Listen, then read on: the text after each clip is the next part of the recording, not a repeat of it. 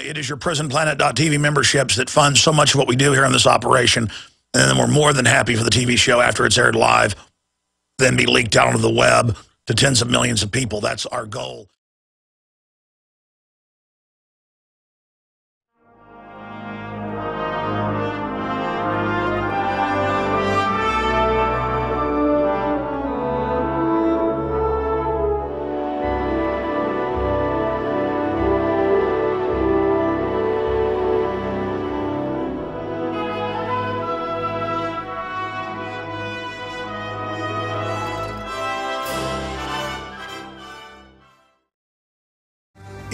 Friday, ladies and gentlemen, thank you so much for joining us for another worldwide broadcast.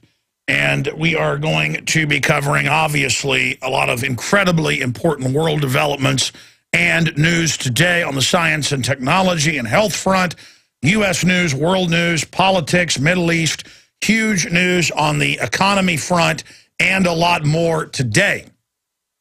But as always, we are here exposing the overall global elite's plan for a tyrannical world government. There is big drone news out today. You can type drone into Google News any day, and there's hundreds of articles about police departments weaponizing them in little mini drones the size of insects spying on people. And you can type in armored personnel carrier and find dozens of articles every day of police departments getting wheeled and treaded tanks and training with the military, preparing for civil war. You can search economic collapse and find scores of Washington Post, CNBC, with the very banksters that engineered it, talking about the imminent collapse if we don't give them total control and world government. Meanwhile, you're an evil conspiracy theorist if you talk about world government. We're going to be covering it all today. But we have two ultra bizarro reports, but they're ultra bizarro if you're a normal person.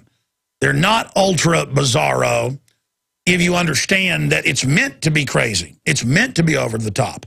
That is the program. That is the idea. That is the system. New TSA policy ordering travelers to freeze on command. This is prisoner training. This is police training,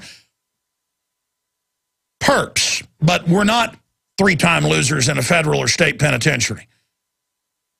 People that have been in the juvenile justice system and then in the adult system, you can tell how they dress, how they act. You can say things to them and tell, and in fact, police are trained how to do this, just automatically how they behave. Well, this is taking 90+% of the population who historically across cultural lines throughout history is completely law-abiding. In fact, we'll walk into pits and be shot in the back of the head. Throughout the last 100 years, in every culture, villages get captured. They march one line of people in and shoot them. They tell the next line march in. They'll march in with their children. They will follow the authority because it's wearing a uniform. But this is just the criminal state now in a preparatory phase to get everybody accustomed to people in uniforms yelling at you and putting their hands on you. And the TSA is the brown shirt cadres that are now not going to expand, we were correct, are now expanding everywhere. 80 hours of training, 2 weeks. If you are a felon, that's a plus. They do the background check, but then just put the fact that you're a felon in the file and you go right to the top. Defrocked priest, convicted pedophile, armed robber, right to the top. You are the new Stalin-esque siege leaders. You are the command vanguard, the pot-bellied vanguard. And the former land of the free, home of the brave grovels and kneels in fear to you. We have been trained, and we are the equivalent of people walking into a mass grave to be shot in the back of the head with our hats in our hands, thanking you for how professionally you're destroying our country. You ever watch those famous newsreels of the Soviets and the Nazis having people just, with their families, go down into a mass grave, and they'd have their hat in their hand and bow to the person? Not me. If you ever got me to one of those places, I'm going to charge you and rip your throat out with my teeth. You understand that? Okay, no amount of brainwashing, TV, Prozac, or any of it's anything to me. You understand? And America's waking up and buying guns to defend against your Soviet New World Order takeover. Understand that. You're not going to take us without a fight murdering usurpers. All right, my friends, things are moving very quickly here. I am going to be broadcasting today into the 4th hour. For years, I did a 3-hour radio broadcast, and then about 5-6 years ago, I started a 4-hour. When I started Infowars Nightly News, I cut the show back to its original 3, 11 to 2 Central, noon to 3 Eastern, instead of noon to 4 Eastern. But some days, because some stations still just carry the 4th hour and re-air it, we are going to go with the entire 4th hour today, simply because there's too much news to cover. Also, one of our sources, and I'm going to give it to you once our big report comes out, and get this gentleman on the show tonight who's broken a lot of national news. I'll just leave it at that. Ferreting through leaked but also declassified current Army field manuals, discovered a document dealing with pulling triggers and killing U.S. citizens. And, of course, we saw the Army Times back 4 years ago when they set up Brigade Homeland, or 3.5 years ago. They had a colonel in there quoted as, yeah, we'll be out with the jaws of life helping you with car wrecks, but we'll also be for civil unrest and things, and, yeah, pulling triggers. It's our new role. And then the Army Times edited his quote out a day later because it made such a firestorm. You've seen the Secretary of the Army announce that they're going to have brigades in every major city, 4,000 plus people. You've got drills everywhere with real Army checkpoints on highways, from Tennessee to California. Marines with sidearms, with 9mm Berettas, searching vehicles randomly in the middle of California. This is happening, and it's all just to get you ready. You notice they're suddenly announcing literally hundreds of articles a day. In fact, it's more than that some days. Oh, yeah, there's all sorts of little tiny drones, big drones, weaponized drones, face scanning you. Every neighborhood's going to have one basically flying above it because they're so inexpensive. All the tech has got cheap enough now to just roll this out against society. So it is happening right now, my friends.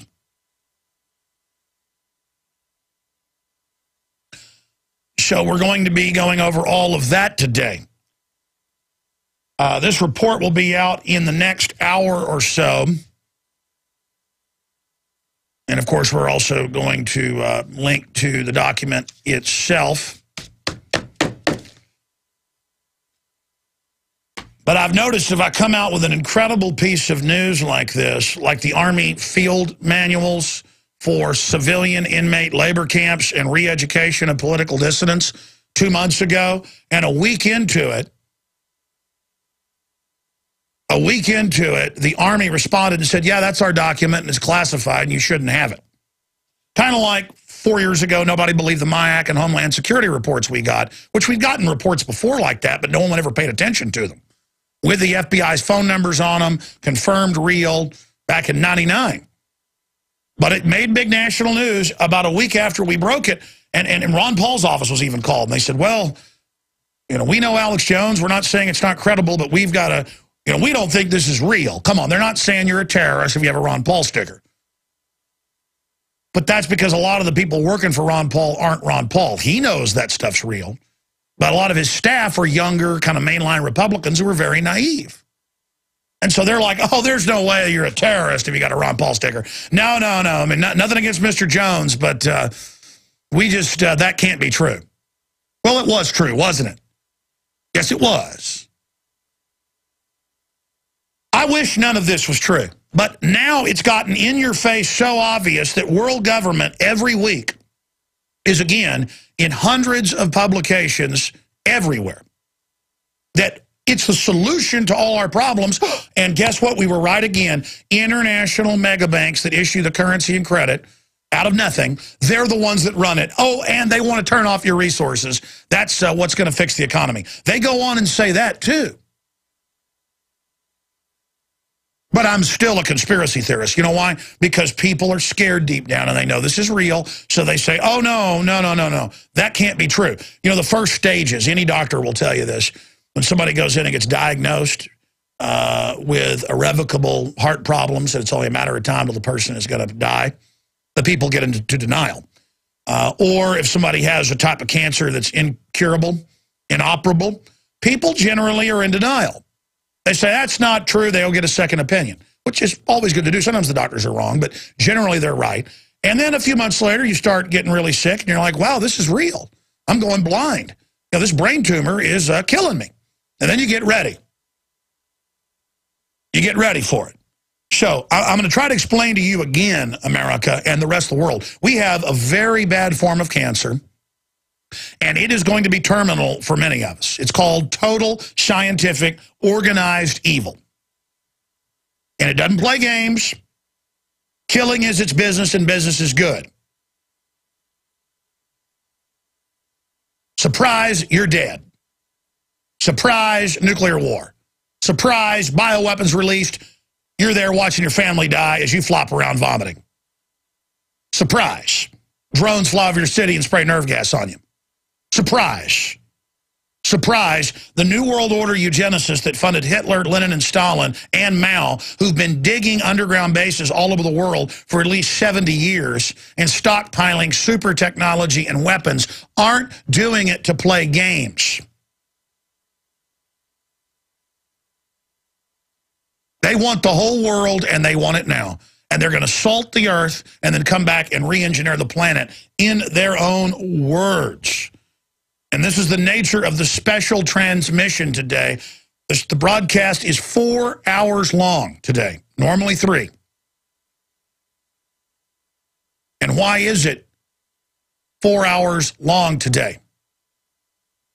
The broadcast is 4 hours long because for 3 weeks we've been working on this piece that is so important, I can't even think of a name for it. I don't even know what to call it. And Aaron, once he can usually turn one of these projects around in 3-4 days. One of these special news reports with videos and documents and music and everything. It's taken him almost 3 weeks because he recognized, he said, well, this is just too important a material, too important of information. And we think it's going to be ready by 2:30 Central today. And then we'll try to air it there and skip that last break and try to air it then. If not, it will be on the nightly news tonight. But he's about to export it, and it's 20 minutes long. And if the export doesn't fail, then we'll have it for you, okay? It has to do with the skulls I had in here 2-3 weeks ago. So that is coming up today. Now, again, Paul Watson is on this right now. And by the start of the next hour, I will be able to direct you to Infowars.com and PrisonPlanet.com and to the source of this information as well. But I want to launch it. I want to build it up because it needs to be built up. And because, again, I don't build things up because it's hype. I've noticed if something's really important and I just sit here hammering absolutely key intel at you, people tend to just not even appreciate it. Here's an example. We have $15,000 in prizes for the Obama dictator poster contest. And I said, I'm going to try something new. I said, you got 5 days on that Monday 3 weeks ago. You've got 5 days. So I was getting mad about NDAA, police state stuff. Obama engaging in an executive fiat, legalizing the illegal aliens outside of law. I mean, this is real criminal treason. And they're getting away with it. Why shouldn't they get away with more? Why not ship hand grenades and guns to Mexico to blame the Second Amendment and get caught and not get in trouble? Why not? Why not? Why not announce they're going to use Predator and Reaper drones against the American people, and they're now using them to arrest people for enviro crimes and things, and for quote, cattle rustling if somebody's cow went on their property in North Dakota. So I say you got a 5-day deadline. I wanted to see what happened if we did something in 2 phases, just learning and about putting posters up in public, taking action, not just fighting on the internet or radio or TV, but in the real world and showing you your power and seeing local news cover it. We have had some local news coverage. And we probably had 100 entries or so, millions of views total, incredible videos, incredible activism, and they just cut the $5,000 check for phase 1. And I did $1,000 for the runner-up. Not that that was in the rules, but it was just runner-up. It was so close. I mean, I quite frankly flipped a coin for who won. I couldn't decide. I do that quite often, actually. I like to put fate into things, let the universe have a say in things, not just my crude intellect. But only when I can't decide. I'm usually very decisive. And so then I noticed that we didn't get as many entries in. And then I went, wait a minute, this has happened before. And I said up front, look for this, but doesn't matter. Nobody's bad. It's just that it's the spam filter, when it starts getting something over and over again, it thinks it's spam. All I know is a bunch of your entries from the last contest didn't get through, and a bunch of the new ones. Because I was thinking, well, since I didn't hype phase 2, that's why we didn't get entries. No, we got a bunch of entries. So I'm going to extend it out to next Friday so we can post all the good ones that came in. And if you didn't get through on phase 1, now you'll be judged in phase 2 for $10,000. And it gives people another week to also shoot their videos and get them up. But that's just an example of how we need to promote and announce and analyze things, not just turn things loose and not look at it. Okay. Wow. Drones are harassing people. I'm going to talk about that when we come back, and we got a red link up at drudgereport.com dealing with drones, and we're going to be talking about that. We're also going to get into some big news on the TSA front. Stay with us. It's key information. Now, it's publicly admitted now that the regular Army, Marines, all of them are training to pull triggers against the American people. They are training Explorer Scouts nationwide, not in every location, but all over the country, New York Times, Associated Press, to take on disgruntled veterans for gun confiscation. We first broke this in 1998 in Hebron, Maryland. Got video of it, but now it is nationwide. The ROTC does not train to take on Al-Qaeda. All over the country, they train to take on, literally, people wearing feed hats, John Deere hats, and overalls. I'm not joking. We've covered it. We've written articles on it. I've had the ROTC people on the show. I could open the phones up right now and have ROTC call in and go, yeah, we train to take on domestic groups.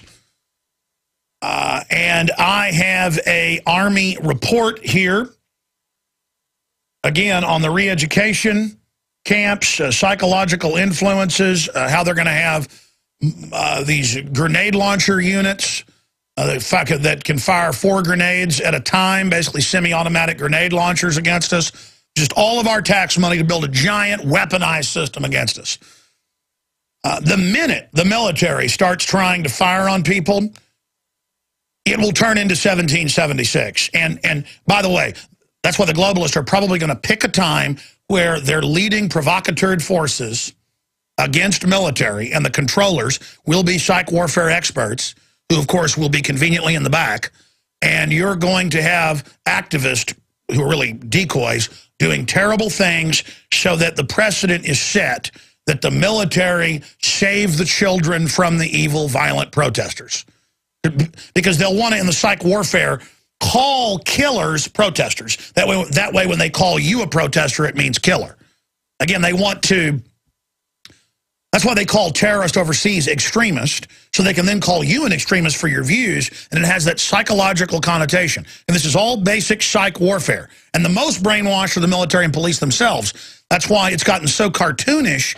The propaganda has it. It's actually woken up a lot of military and police now, because they march them in and start bad-mouthing America, Bill of Rights, Constitution, Founding Fathers, and then connecting it to, horrible things. And the police are smart enough, because they live in the real world. And police have got a lot of problems, but compared to the general public in many cases, I found they're actually easier to get through to, because they live in reality with action all day. And even if they got in for the wrong reason, or even if the system is corrupt, there's something about reality that will get your head screwed on real fast. Now listen, we're close to this right now. We're close to a move for gun confiscation. Hillary has said Obama plans to sign The small arms treaty that says governments can basically restrict and take guns and register everybody. That's what it says. And they're saying that his signature is what it takes for a treaty, not Congress. You're like, but that's against the law. Well, he launches wars without congressional approval. He shuts down power plants that aren't owned by his buddies. He shipped General Motors to China with your tax money, paying for it, $22 billion. He told the military that they're run by the UN and NATO. They're criminals. Have you figured that out yet? And by the way, you notice even Jack Welch of NBC and even Rupert Murdoch are coming out going, hey, you're going to lose, Romney, if you don't at least say. If you read the fine print of what they've tweeted and what they've written and what they had the Wall Street Journal put out yesterday as their mouthpiece, well, Murdoch owns it. They're like, hey, Romney, this is a tax, and don't go along with Obama saying it isn't. You know, you need to use this to win. You need to at least say, hey, we get, wink, wink, hey, we get the fact that you're not really going to try to get rid of it, but you better at least say it. They say you better get some professionals in there who'll help you win. He's got professionals, okay? Romney's got professionals who know exactly what they're doing. That is rope-a-dope, selling everybody out. I don't know exactly what's going to happen with all of this. Which puppet they're going to put in. Because the globalists are going to decide last minute themselves. They can steal elections like that. It's whoever can con the people the best. But of course, if he helped write it, because that's who he works for, the same people that Obama works for, of course he's going to come out and say, well, it's not really a tax, it's a penalty, and yeah, I'll try to repeal it, but you know, let me give aid and comfort to the Obama camp. See, we're down to the wire now. You're going to really see who people are, just like Roberts voting for the takeover of healthcare, social engineering. Now, when we get back, I'm going to give you the drone news, the huge TSA news, and the head of Homeland Security on the weather. She's going to save us, don't worry. Our country has been seized. It has been used in the exploitation phase by the globalists to invade the planet and engage in crimes unlistable because they are being created anew every millisecond. This is part of a master plan to build the world government while destroying the Republic's name. The United States had been an example of freedom, not perfect, but the greatest peak of liberty ever developed. And so it was a light to the world and something that the wicked ones and their master did not like. And so now we have been taken over and turned into an engine of absolute wickedness. We give our children, just as all the ancients did, over to the sacrifice. We call it abortion. We have become degenerate. We have invented new wickedness, running about constantly inventing new wickedness. And here we are. Here we are before the judgment, before the fall of the Republic to re-education camps, mass arrest, and giant hordes of ne'er-do-wells who would never get a real job becoming our new gods, our new rulers. That is what sets before us as we go deeper into this land of tyranny. And there are many people trying to stop this runaway train. There are many people that have done whatever they could to warn you and to get you the information, and many people were killed and imprisoned and tortured. I remember interviewing a decade ago Congressman Hansen, no criminal record, great guy in the community, exposing the Federal Reserve, kind of a proto-Ron Paul. They arrested him on tax evasion, just claiming he hadn't paid taxes, and drove him around the country for 6 months in dieseling till all of his toes exploded, until his guts were basically coming out his hind end. That's what they do to torture you. Can you imagine being chained up, defecating on yourself for 2-3 days at a time, then being taken out for a few hours, showered off with fire hoses, and put back on a vehicle? This is what the dungeon keepers do. This is what they enjoy. This is what they live for. And this is the hell now being released upon everyone. Now, there's still time to turn back.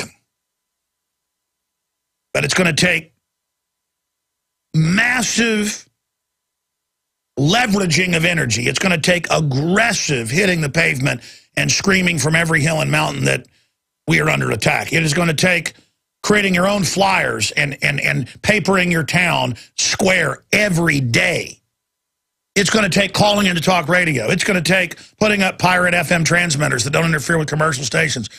It's going to mean you doing whatever it takes to start a YouTube channel. It's super easy. That means don't have excuses. I don't know how. Go get your neighbor that knows how. Because they know how to use a computer. They can teach you. Tell them you'll mow their yard if they'll help you learn how to use YouTube. I don't want to hear it anymore. Take action. I am nobody.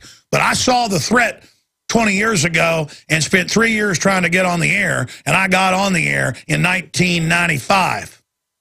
And I got on local radio by 1996. And I got syndicated by 1998 in a limited fashion. And I've expanded ever since because I'm silly and I'm ignorant at many levels, but I want to know reality. And if you want to know reality, you will find reality. I don't care if you're silly and ignorant. You got guts. Guts is enough, to quote Full Metal Jacket. That's what it's all about in this world. These are just people we're fighting. In fact, guys, I think I IM'd it to you. Or no, for some reason my IM wasn't working this morning. Will you guys give me the dictionary breakdown? The Wikipedia one's actually pretty good on guerrilla warfare. Little war warfare. Because I was reading communist tomes on it. Reading the boil down pages, they all wrote books on guerrilla warfare, little war warfare. But it's not a communist tactic itself. It's thousands of years old. It's just leaderless resistance or low intensity conflict. That's the point is that everything the globalists do, yeah, print that for me, is guerrilla warfare. Because they talk about whenever we advance and we're organized for a fight, they retreat. And you'd think of the TSA as overwhelming you. No. Everything is from communist doctrine on guerrilla warfare. And if you read their tactics, then you'll see it everywhere. They know in the federal government they're a small guerrilla force. They know they've taken over. They're up there. They can't believe what they've gotten away with, all the ridiculous things they're able to do. And they're always just pressing it to get more. Thousands of drills over the last 20 years with the military, secretly with the police. If you talked about it, they'd go, oh, black helicopters. I'm like, yeah, I got video of it. You leased the old school and blew it up and next to the nursing home, and people had heart attacks, and one lady died a few weeks later from it. They're like, oh, it doesn't exist. And I'm like, what do you mean? It's in the local papers. Here's the emergency manager, Thomas Sanchez, Vietnam veteran. They came to him and said, we're going to do a martial law drill, practicing taking over local cities. He went and blew the whistle after it happened. It's all in my police state film.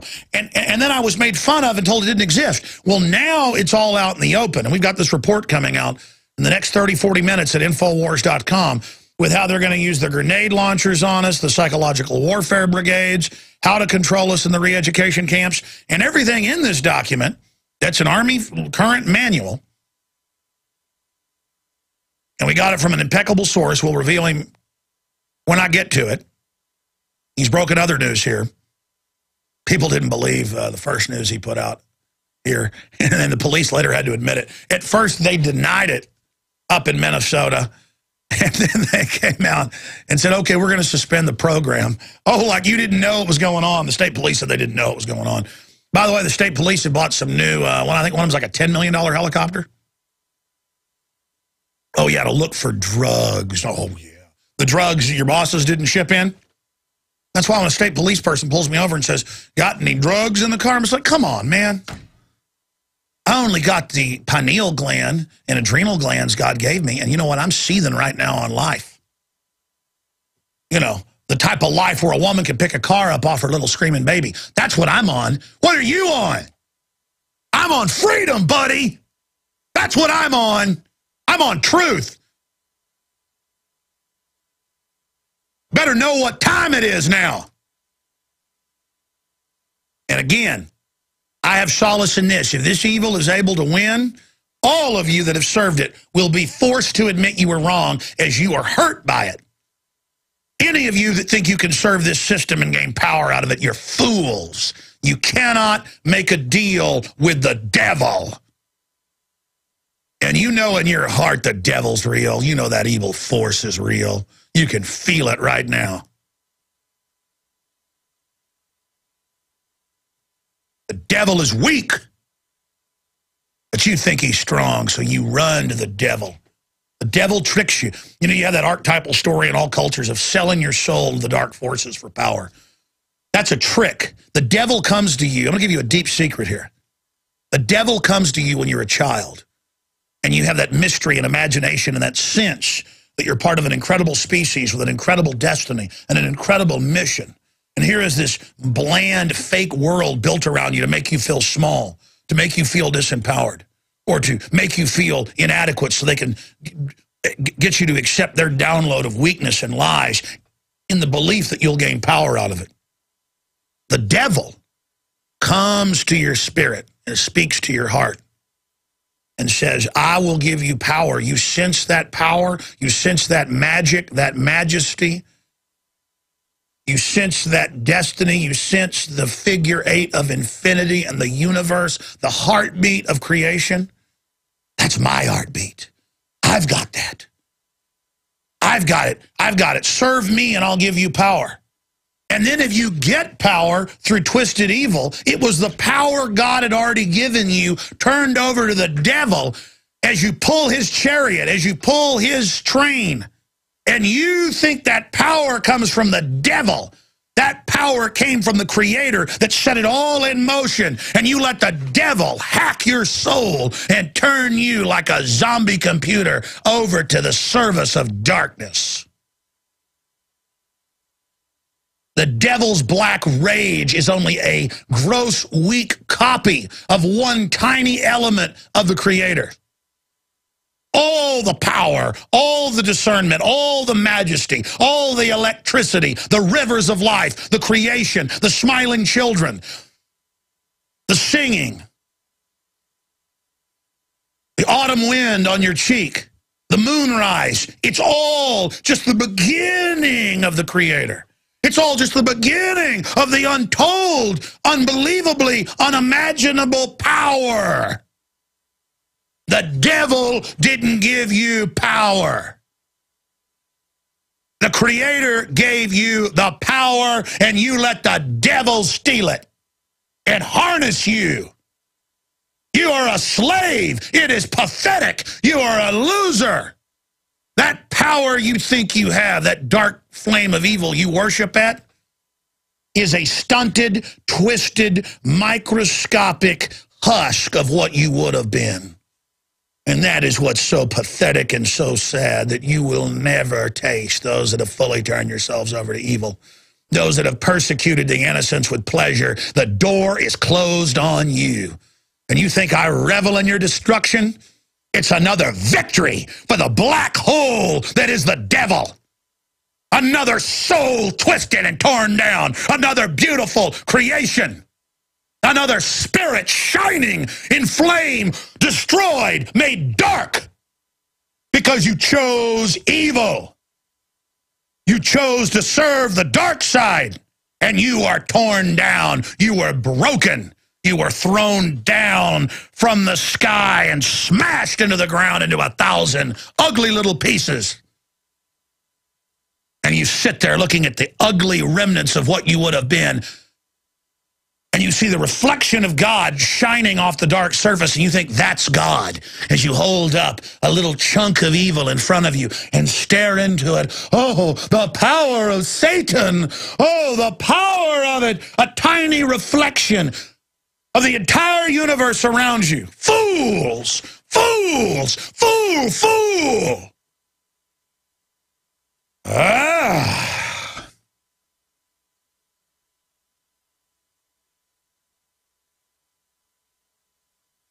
And as we wind on down the road, our shadows taller than our souls. You know what that means? You never knew what your soul was to begin with. You traded your soul for a lie. You traded your birthright for nothing. You got conned. So go ahead. Sell out to the New World Order and go to some functions and have important people shake your hand and feel like you've arrived. Couldn't pay me to be around those people. You couldn't pay me to sell out. God Almighty could say, I'm going to throw you into hell if you don't join the devil. God would never do that. And I'd say, then throw me into hell. I will not join the devil. I would burn in hell forever to make sure evil was defeated. I would be killed and tortured and anything to stand against these people. Not because I'm even a good person on the surface, but because in my heart I know there is no making a deal with this. There is no making a deal with it. It doesn't want to make a deal. It wants to hurt you. It wants to pull you down. It wants to hurt everything that's good. There is no choice but to become a servant of good. There is no choice. There is no choice. How could there be a choice? How could you ever want to serve evil? How could you ever? I know why. Programmed from birth. They want to make us automatons. But that human spark, made in the image of the Creator, will defeat it. All right. I'm ranting. I've got a lot of news to get to. We have a big show today, and I've got so much news, and I want to take your phone calls as well. It's very exhausting to stare into reality. I know why people buy into facsimiles of reality, because they're much smaller, they're much thinner. It's like a lake that's 1,000 miles across, but half an inch deep. Looks expansive, but it's like a facade at a movie set, like where they film Stagecoach or something. But the real thing, that's the difference. It's like a soundstage for a movie of Monument Valley versus being out at sunup or sundown in the middle of Monument Valley on horseback, Monument Valley, Utah. It's the difference of being in some stale, quiet, musty, dead building with a painting on the wall that isn't even done very good because it's meant to be blurred in the background with a long focus or whatever you call it. It's the difference of being in there, sitting on a bench, and a roach walks by, and you're just sitting there in a hot, dusty building, nobody's around, looking at a painting on the wall, versus the cool night air and the stars and being in Monument Valley. That's the difference between good and evil. Because evil is not a creator, and it wants to be, but all it can create is death, destruction. All it can do is screw things up. And it wants it all, and it wants it now. And again, you can say, oh, there is no good and evil. Oh, it's all just instincts. Oh, it's all just genetics. Oh, it's all predisposed. Oh, it's already going to happen.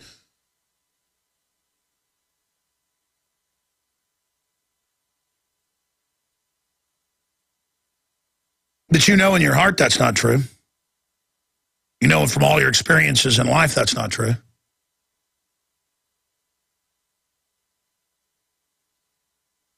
Okay, when I come back, this story is red linked at the Drudge Report. We had it on yesterday, and I should have got him to talk more about it. He's like, I wasn't even going to talk about this, but it happened. I live out in the middle of nowhere, a very rural area, you know, between a hoot and a holler. Joseph Farah had one of the weed eater drones, police drones, fly over and look at him. He was out walking his dog, didn't have a camera. And there's the kind of harassment goes on. Travis County helicopter people, I don't know, like 14 years ago were outrageous.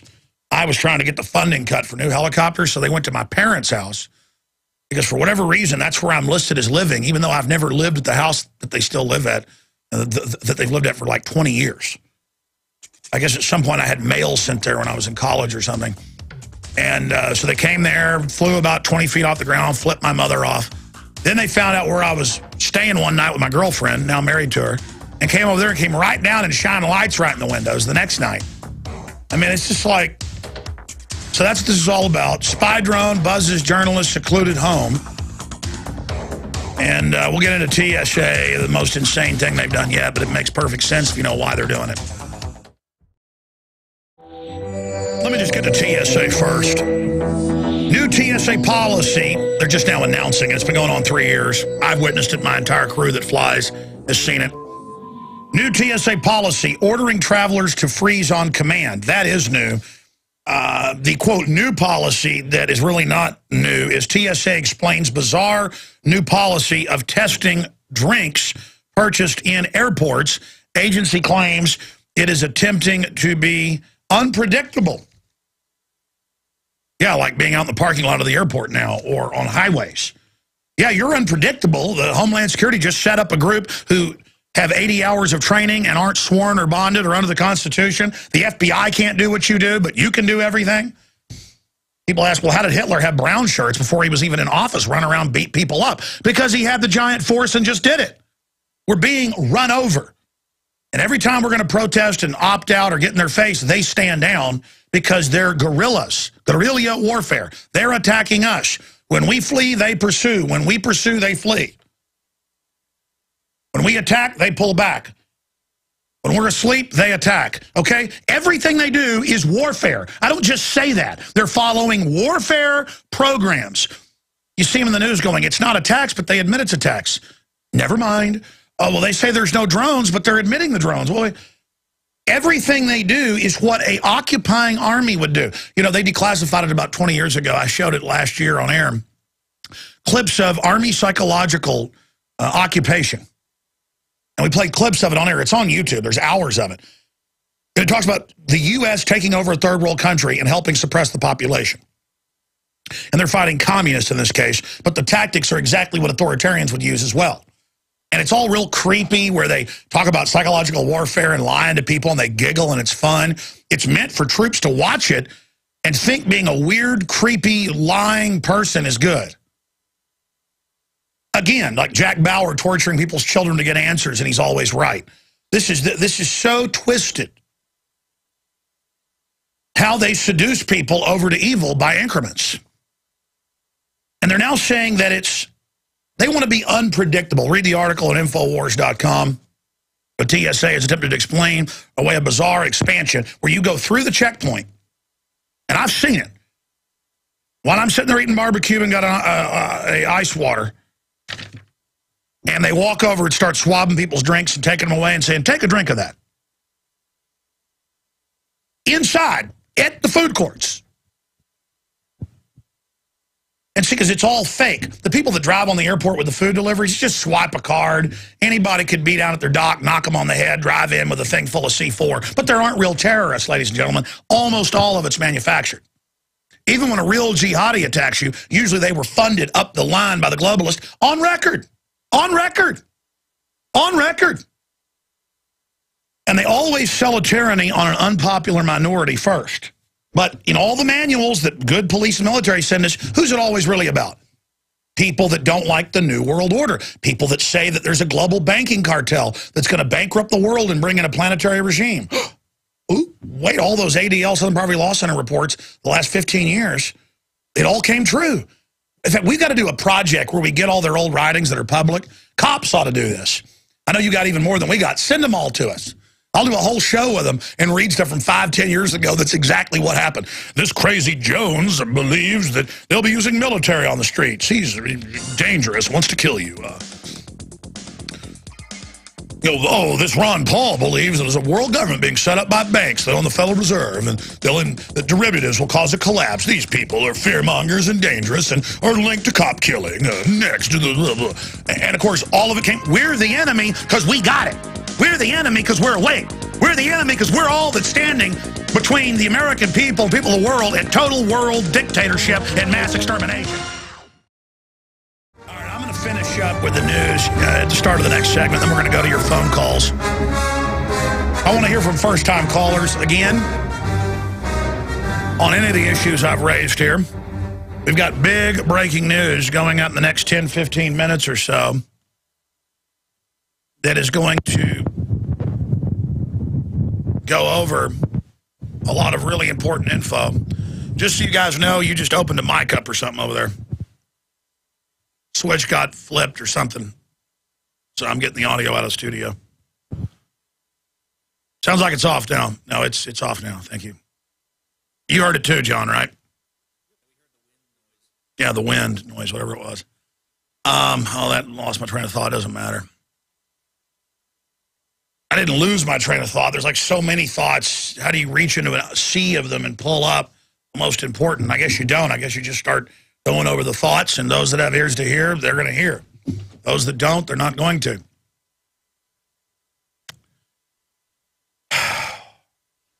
Very soon, Watson is going to have this military news. In fact, I'm going to call Watson. This news is so big, I need to find out when he's going to have this up and ready. I'd call him on a regular landline here, but it doesn't work anymore. Oh, they turned it back on. Hold on. That's awesome. I didn't have this phone for a few weeks. I don't know what's going on in here. And then we come back, I'll go to your phone calls and the news and all the rest of it. The toll-free number to join us is 800-259-9231. First-time callers, 800-259-9231 on this Friday worldwide broadcast. I know Watson's deep in writing right now. He may have already posted it. Everybody just needs to hit refresh. Hey, Watson, what's your ETA, brother?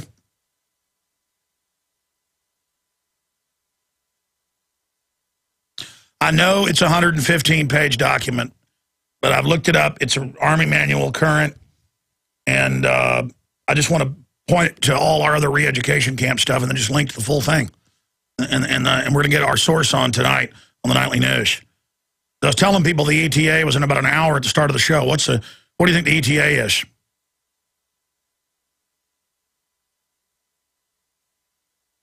Okay, half an hour. Do what must be done, Watson. I mean, it's just, confirmed military training to use machine guns and mortars for martial law. I mean, you see all the re-education stuff and PSYOP stuff?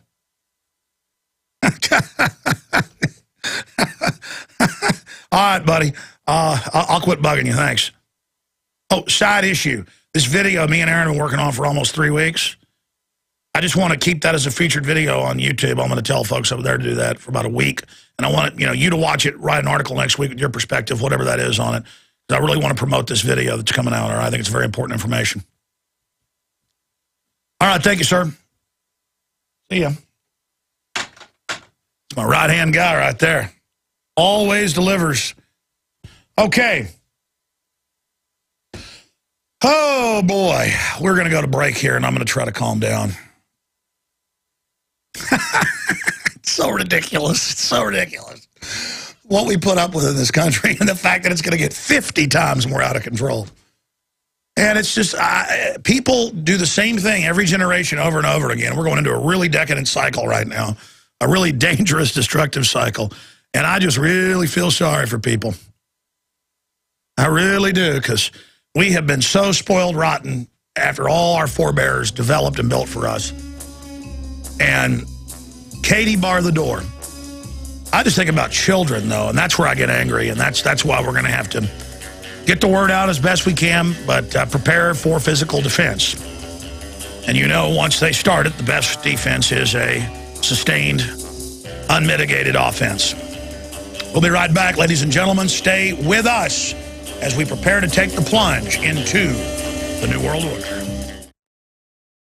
All right, I'm going to blitz through some of the top stories here. We have big breaking news with confirmed Army documents that add to the other pile of re-education camps, sustained massive warfare that they've trained in Iraq and Afghanistan, door-to-door roundups, killing political dissidents, just absolute treason being prepared.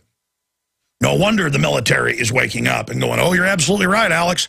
We've had military confirm that they've got states prepared to go against other states under federal command. And that's in the John War Defense Authorization Act. But that they're actually training to send in armor and air from other states into states they think that may secede.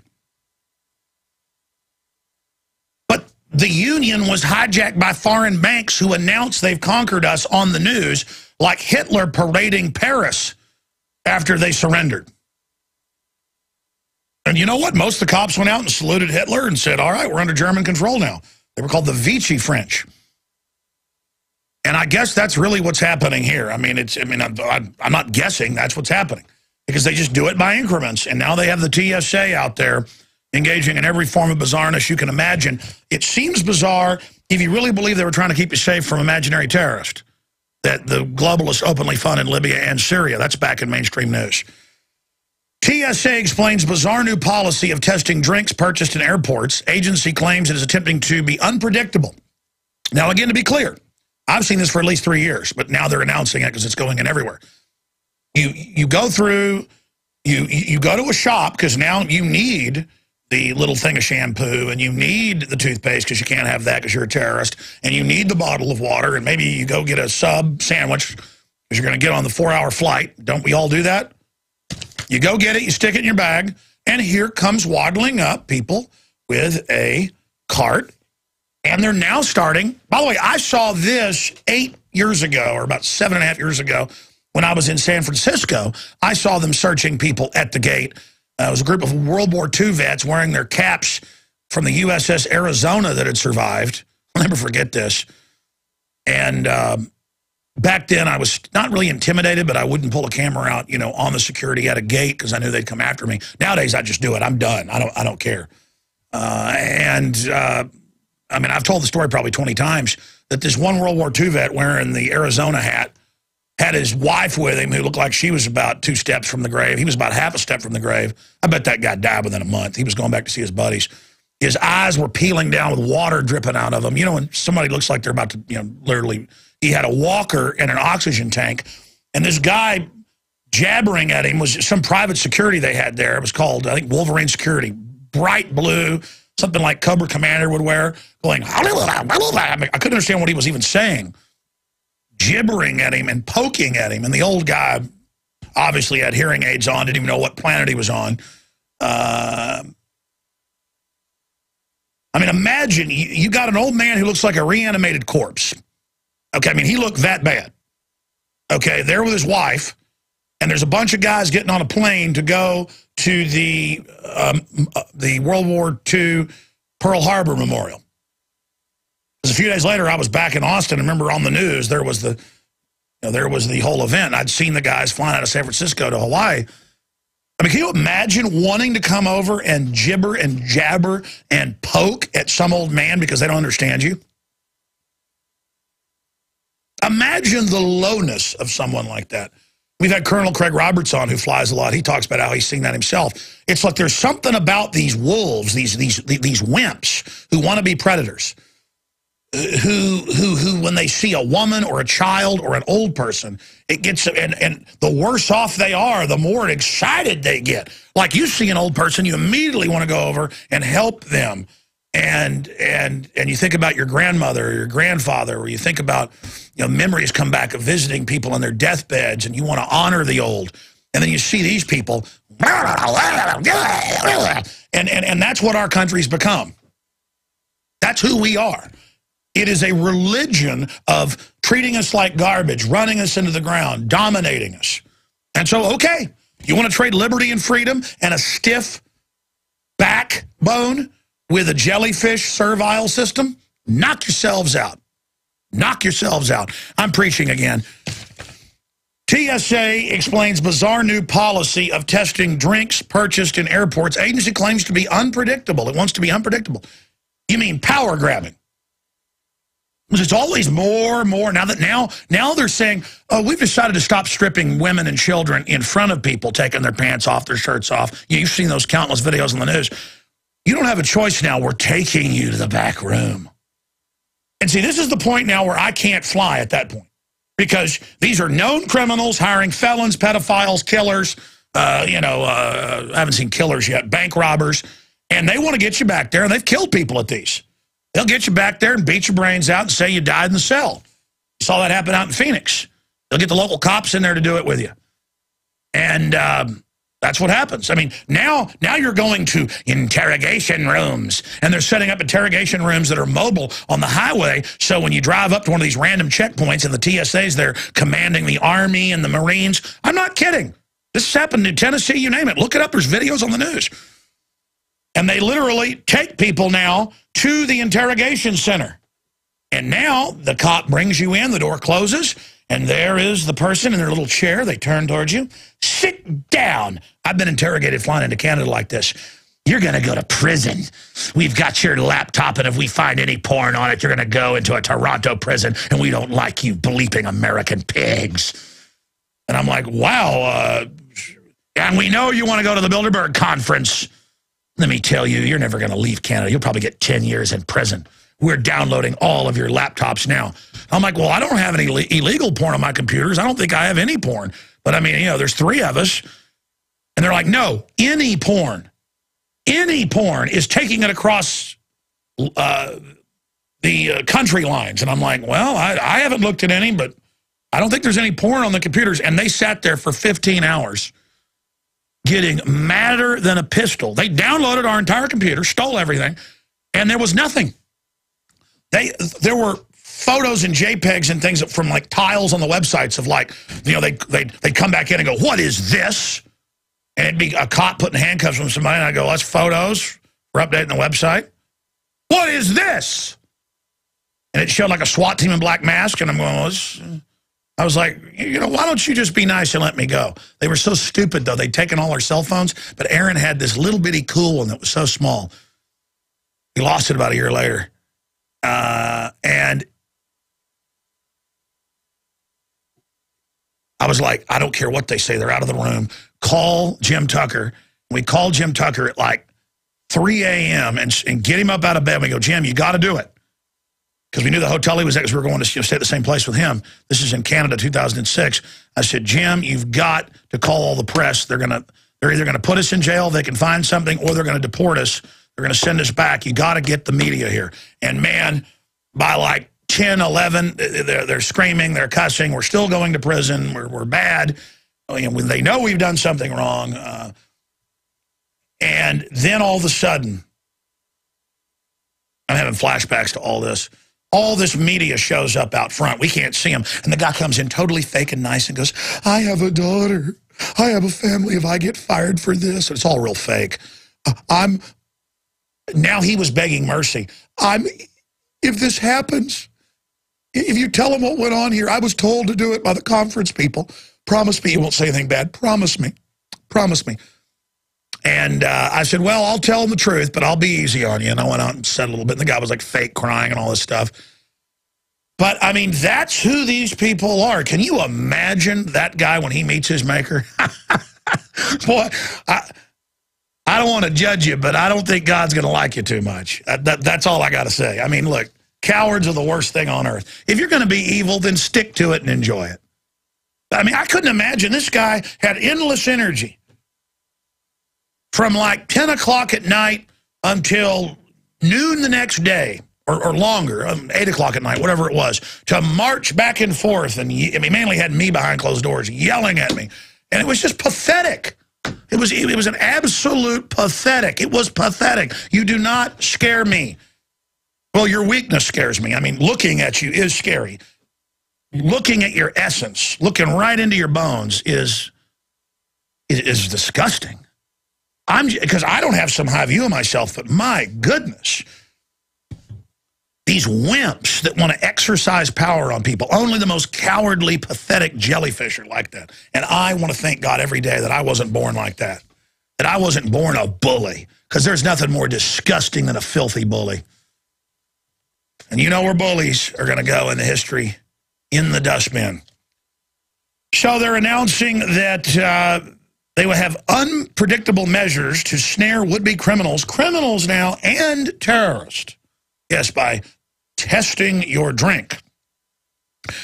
And I've seen them with people at a McDonald's, Whataburger, I don't remember what it was. It wasn't Whataburger. You know, one of those hamburger places at the Atlanta airport, going over people and them taking the top of their cup off that they just bought with a tray and testing it. It's about making you feel like you're a criminal.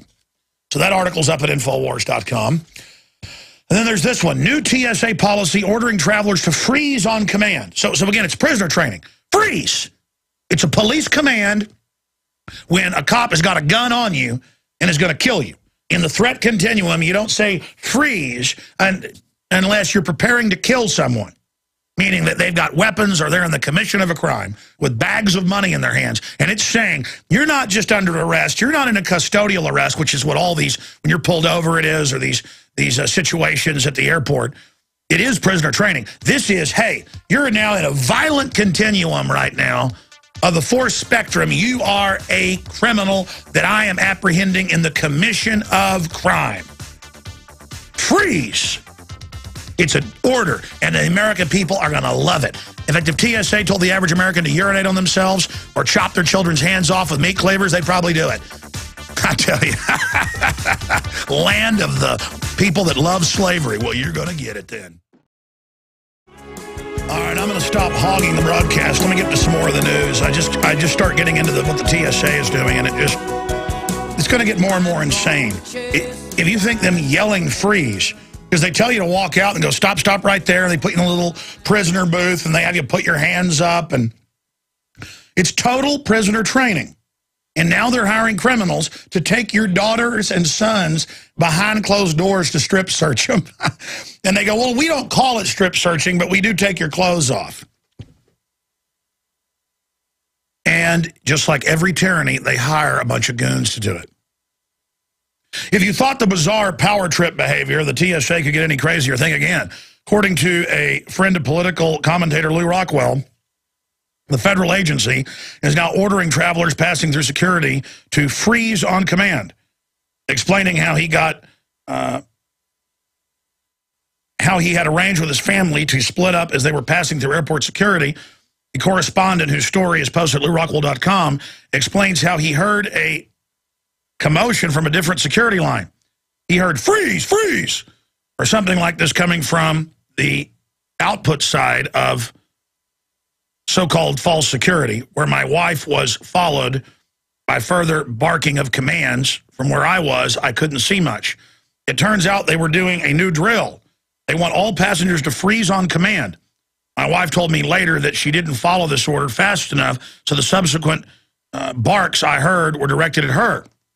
Yeah, this is getting you ready. You want to see what a re-education camp looks like. It's very accurate. It's in the movie Children of Men, where the globalists have sterilized everybody, society's collapsing, and the bus rolls into the re-education camp, and they're pulling people off. They want to shoot on spot, those they're going to torture, those that they just send into the ghetto that they've got a fence around. And that is exactly what this is. In fact, guys, will somebody go rent that or buy that or Netflix it? Because I want to fair use show a clip of that, because that is incredibly accurate. When they roll into that, they got barking, dogs and all that. It looked like Maryland when they forcibly inoculated 2,000 people 5-6 years ago. It's actually covered in the Greater Good DVD.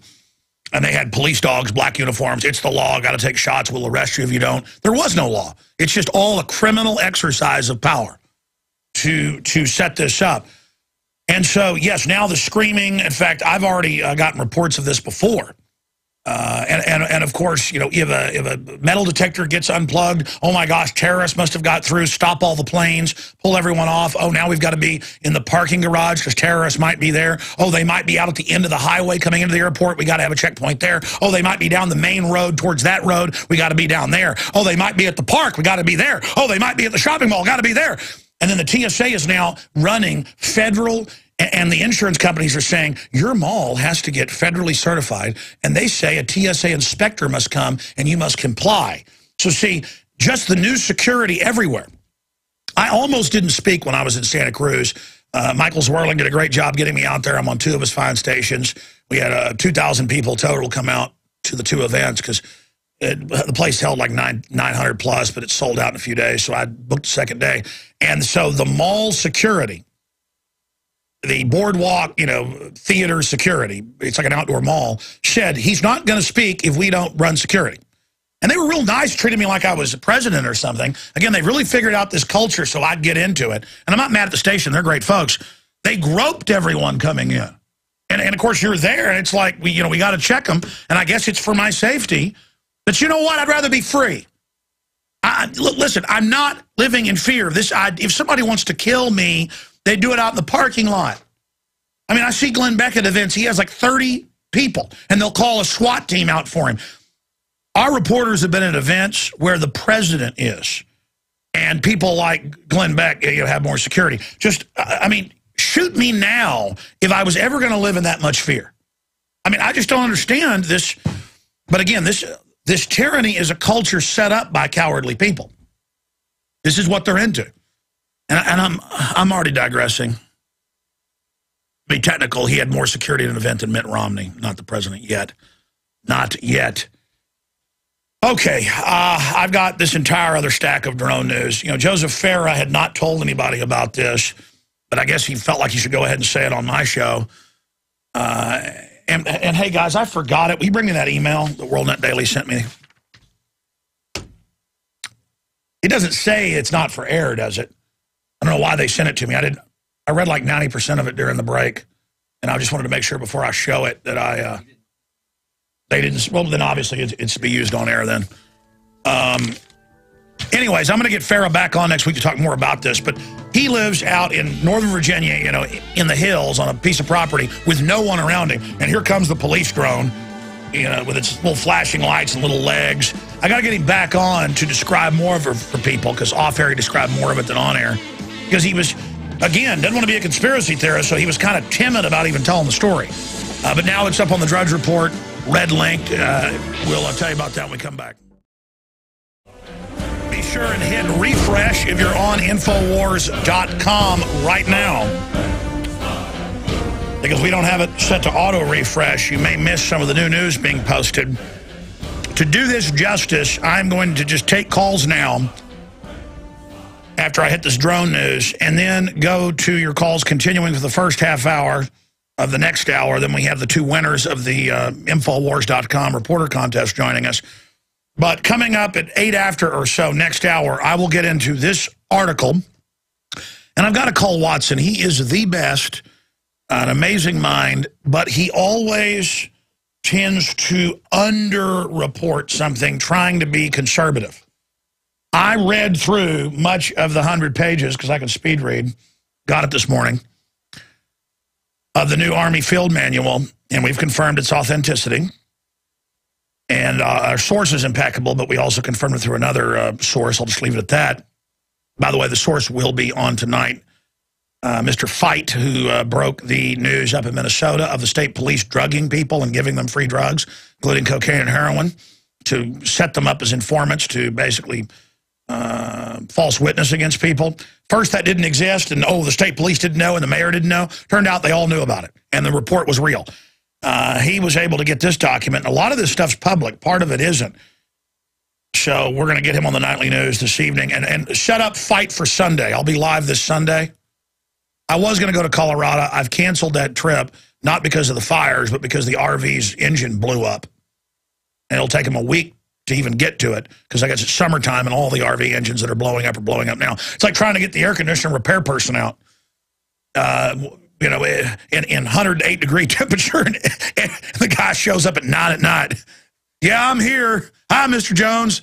I've been working 12 hours, 14 hours a day. Well, thank you for coming. Thank you for fixing the air conditioning. So it's the same thing. I was going to go to Colorado. I'll take my son with me, do some reporting out there, but just for a week and a half, but I'll be here now. I still am going to have Mike Adams and the great John B. Wells, both of them great people, filling in one day a week next week. So I'll take my children to the lake or something. But side issue, drum roll please, because this latest Army manual is the worst yet.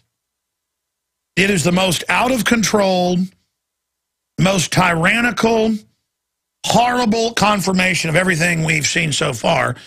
And Watson has the headline, Army Manual outlines plan to kill rioters in America. Actually, it says rioters, but see, that should be citizens defending themselves, because the police will just pull back like they always do. It isn't just rioters. It's protesters. It's people, trying to take their government back. So it's prepares to repel 1776. But the point is, is that it says civil disturbance, period, and under the codes in here, and we've seen this borne out in military training I filmed, but also in Pittsburgh where my reporter got arrested, that they announce on the loudspeakers, no protest, no being outside, if they say, that's civil disturbance, and then they kill you. Now it's just rubber bullets and stuff, sound cannons, microwave guns. They are preparing to try to and of course, it'll be done perfectly. Government agitators will have groups that people like to look down on when the welfare checks won't buy goods anymore because of hyperinflation during a collapse or other scenarios. But this is one of the prime scenarios they've got from just reverse engineering everything they're doing and all the documents we have, that then they'll start shooting at fire department people like they always do. Got to know that's provocateur, most of it. And then, oh my gosh, and then the mowing down of people will begin.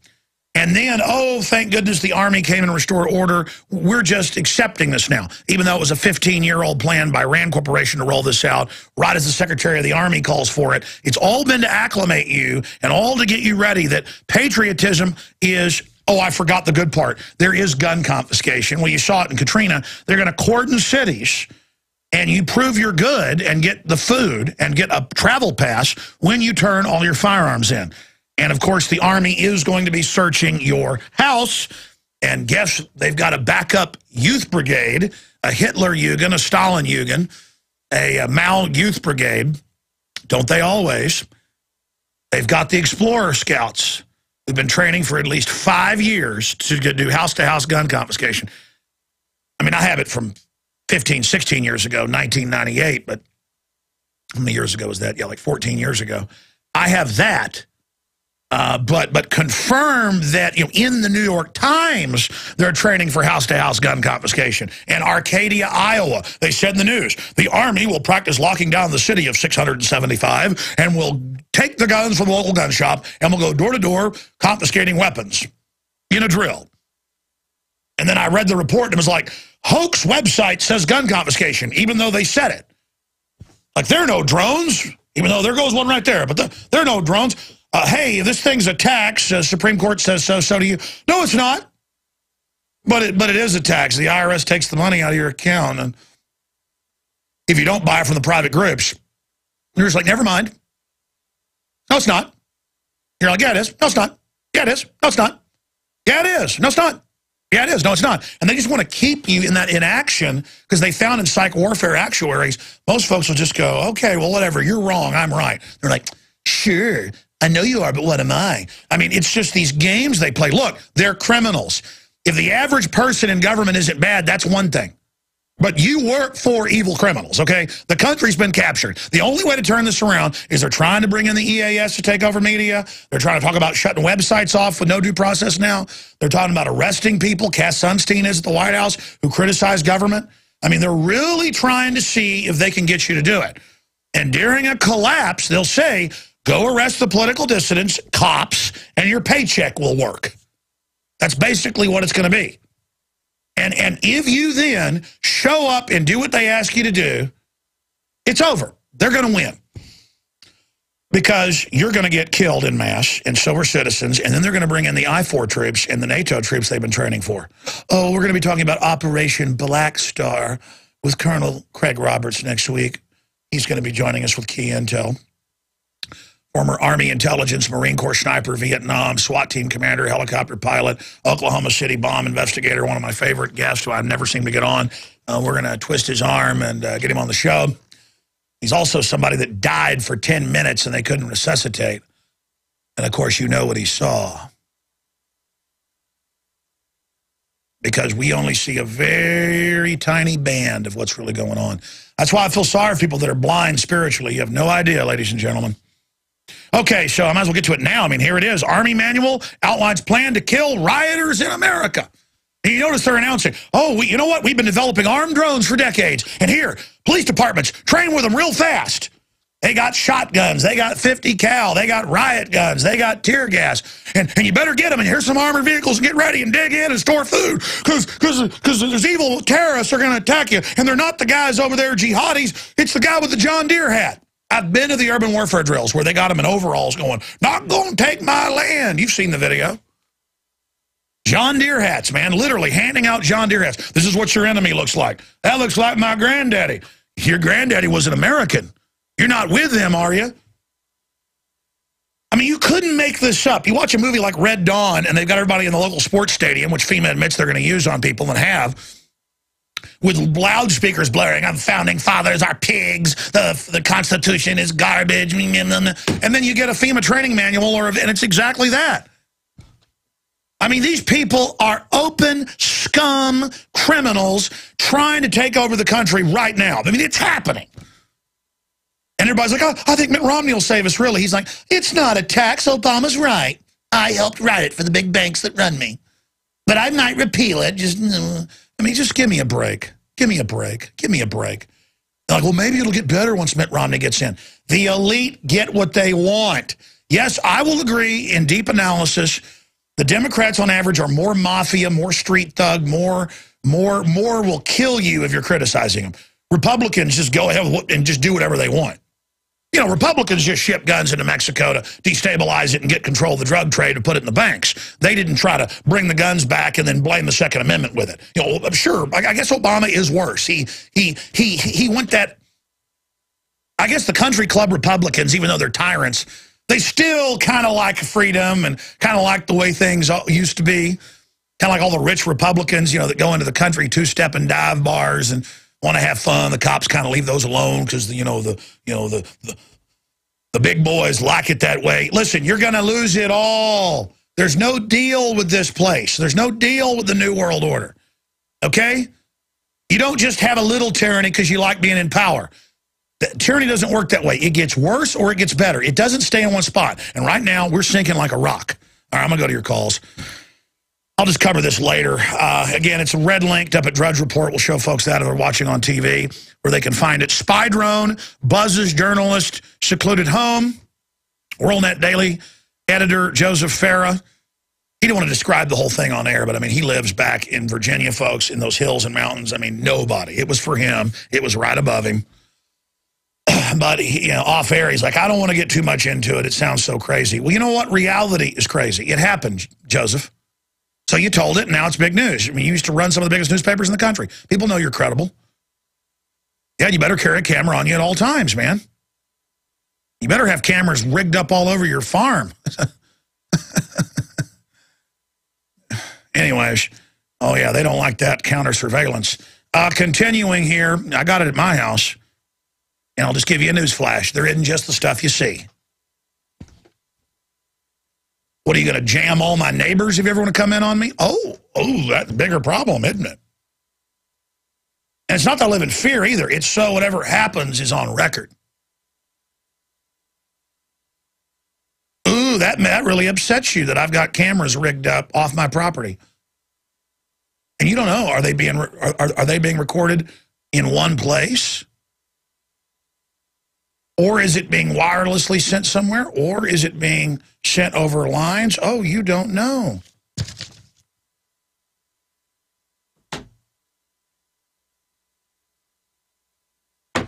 Mike Adams sending me motherly advice about putting aloe vera on my fingers.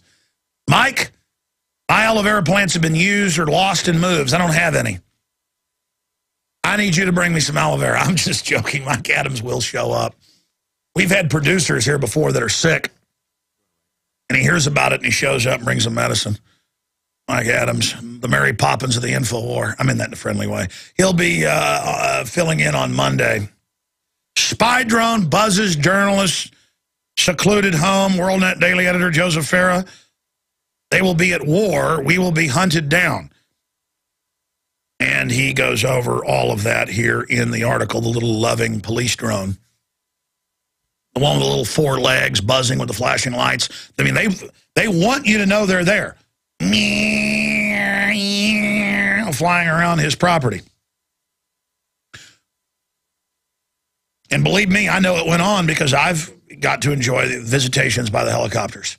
You're like, oh, they probably just thought there was marijuana growing in your yard or something. No, folks, they were flipping my mother off because for whatever reason, my parents' address still shows that's where I supposedly live. Even though I never lived there. I took mail there 20 years ago, and so they get the visit with the guy hanging out, flipping her off 2 days after I went to county commissioner's court and talked about how the $11 million German helicopter was too much and how they didn't need another one. And so they dropped by. And then they dropped by, they found out where I was really at. This is what government does. It's a joke. Sending me more messages here. Okay, I'm out of control today. Look, I'm being conditioned, though. The fact that I'm sitting around joking and laughing when we have an Army document talking about gun confiscation. In fact, that's a whole nother article. I need to get Watson to do one on that. Or I can get Kurt and Emma to do it. This is all breaking so fast. Okay, I've just got to reset. I'll get to it later. Let's go ahead and go to your phone calls, and I'll get to all this coming up. Let's talk to Nicholas in Pennsylvania, then Shane, DJ Joe, Eleanor, and others. Go ahead, you're on the air. Hi, Alex. So, yeah, I totally agree with you with this. I heard you earlier talking about Children of Men, and I think it's a great film. And, you know, people don't really see, you know, the symbolism in it, and, you know, that's really important. But I just have a couple of questions. Right now, I'm taking care of my grandmother's apartment buildings. And, you know, I've just been really curious about the real estate market.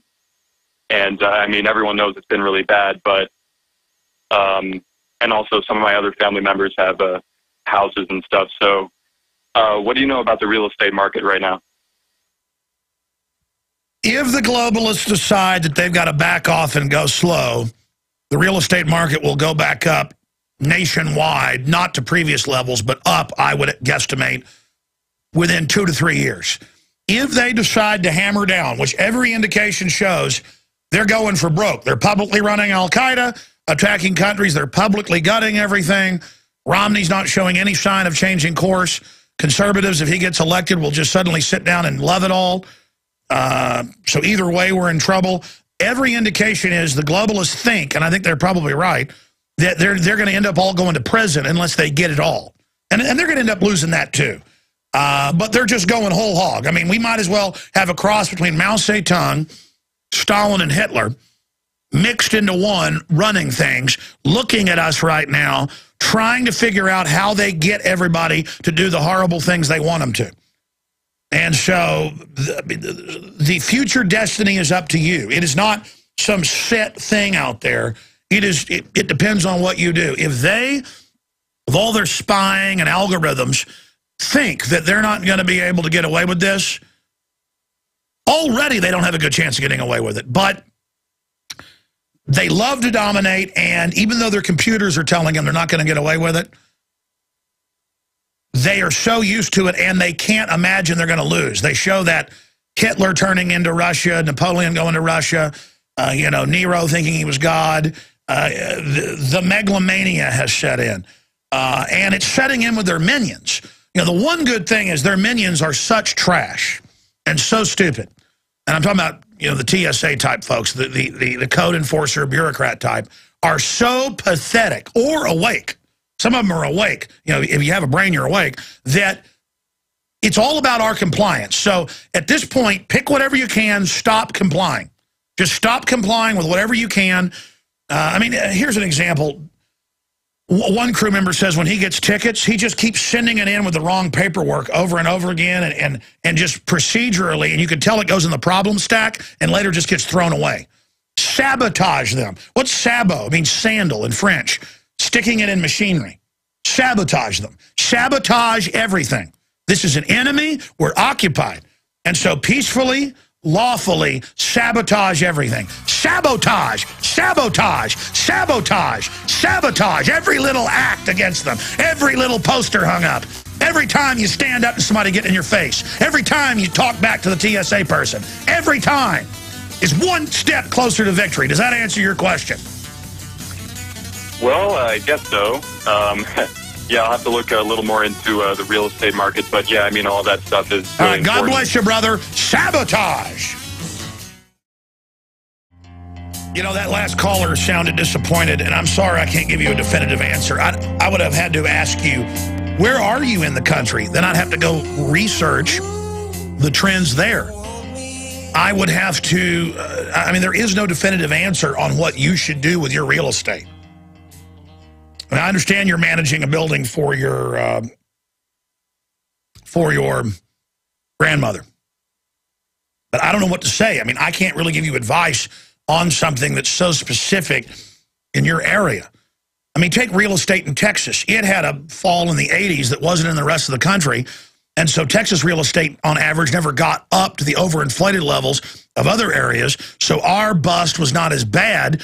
And in some areas of Austin, it's actually come back. But that varies, not just city to city, but area in the city. So I try to give you a real answer, but, I mean, if I can't give somebody a really good answer, I am not qualified to give you advice in your own life. There is a very good chance there could be a total collapse. And it's an engineered collapse to bring in world government run by the bankers in their own words. They say this. I've played the clips here. CNBC 2 weeks ago. Probably played it 10 times or more. Probably 15 times. In fact, cue it back up for me, please. This is what's going on. So I can't give you advice because it's all up to these lunatics. And what they do is governed to a great extent by what we do. So that's the bottom line right there. Again, mainline systems will teach you, well, this could happen or that could happen. It's all what we do. Let's go to Shane in Washington. You're on the air. Hey, Alex, how you doing? Love the show, man, and thank you so much for waking me up in January. Thank you, brother. Hey, I had the honor and privilege to meet Jordan Maxwell, and I got to see a presentation, a lecture that he did down in L.A. about the dawn of a new day, about the Soviet symbolism. And I was wondering if you're going to be or had any plans on having Jordan on in the next. Yeah, Jordan has been booked on the show like 5 times, and then he always wants to move it a few weeks down. He has a bunch of stuff going on. He was booked like 2 weeks ago. He was booked a month before that. People call and ask him on, and I'll get more calls asking him on. But you've got to ask Jordan if he wants to come on the show. Oh, okay.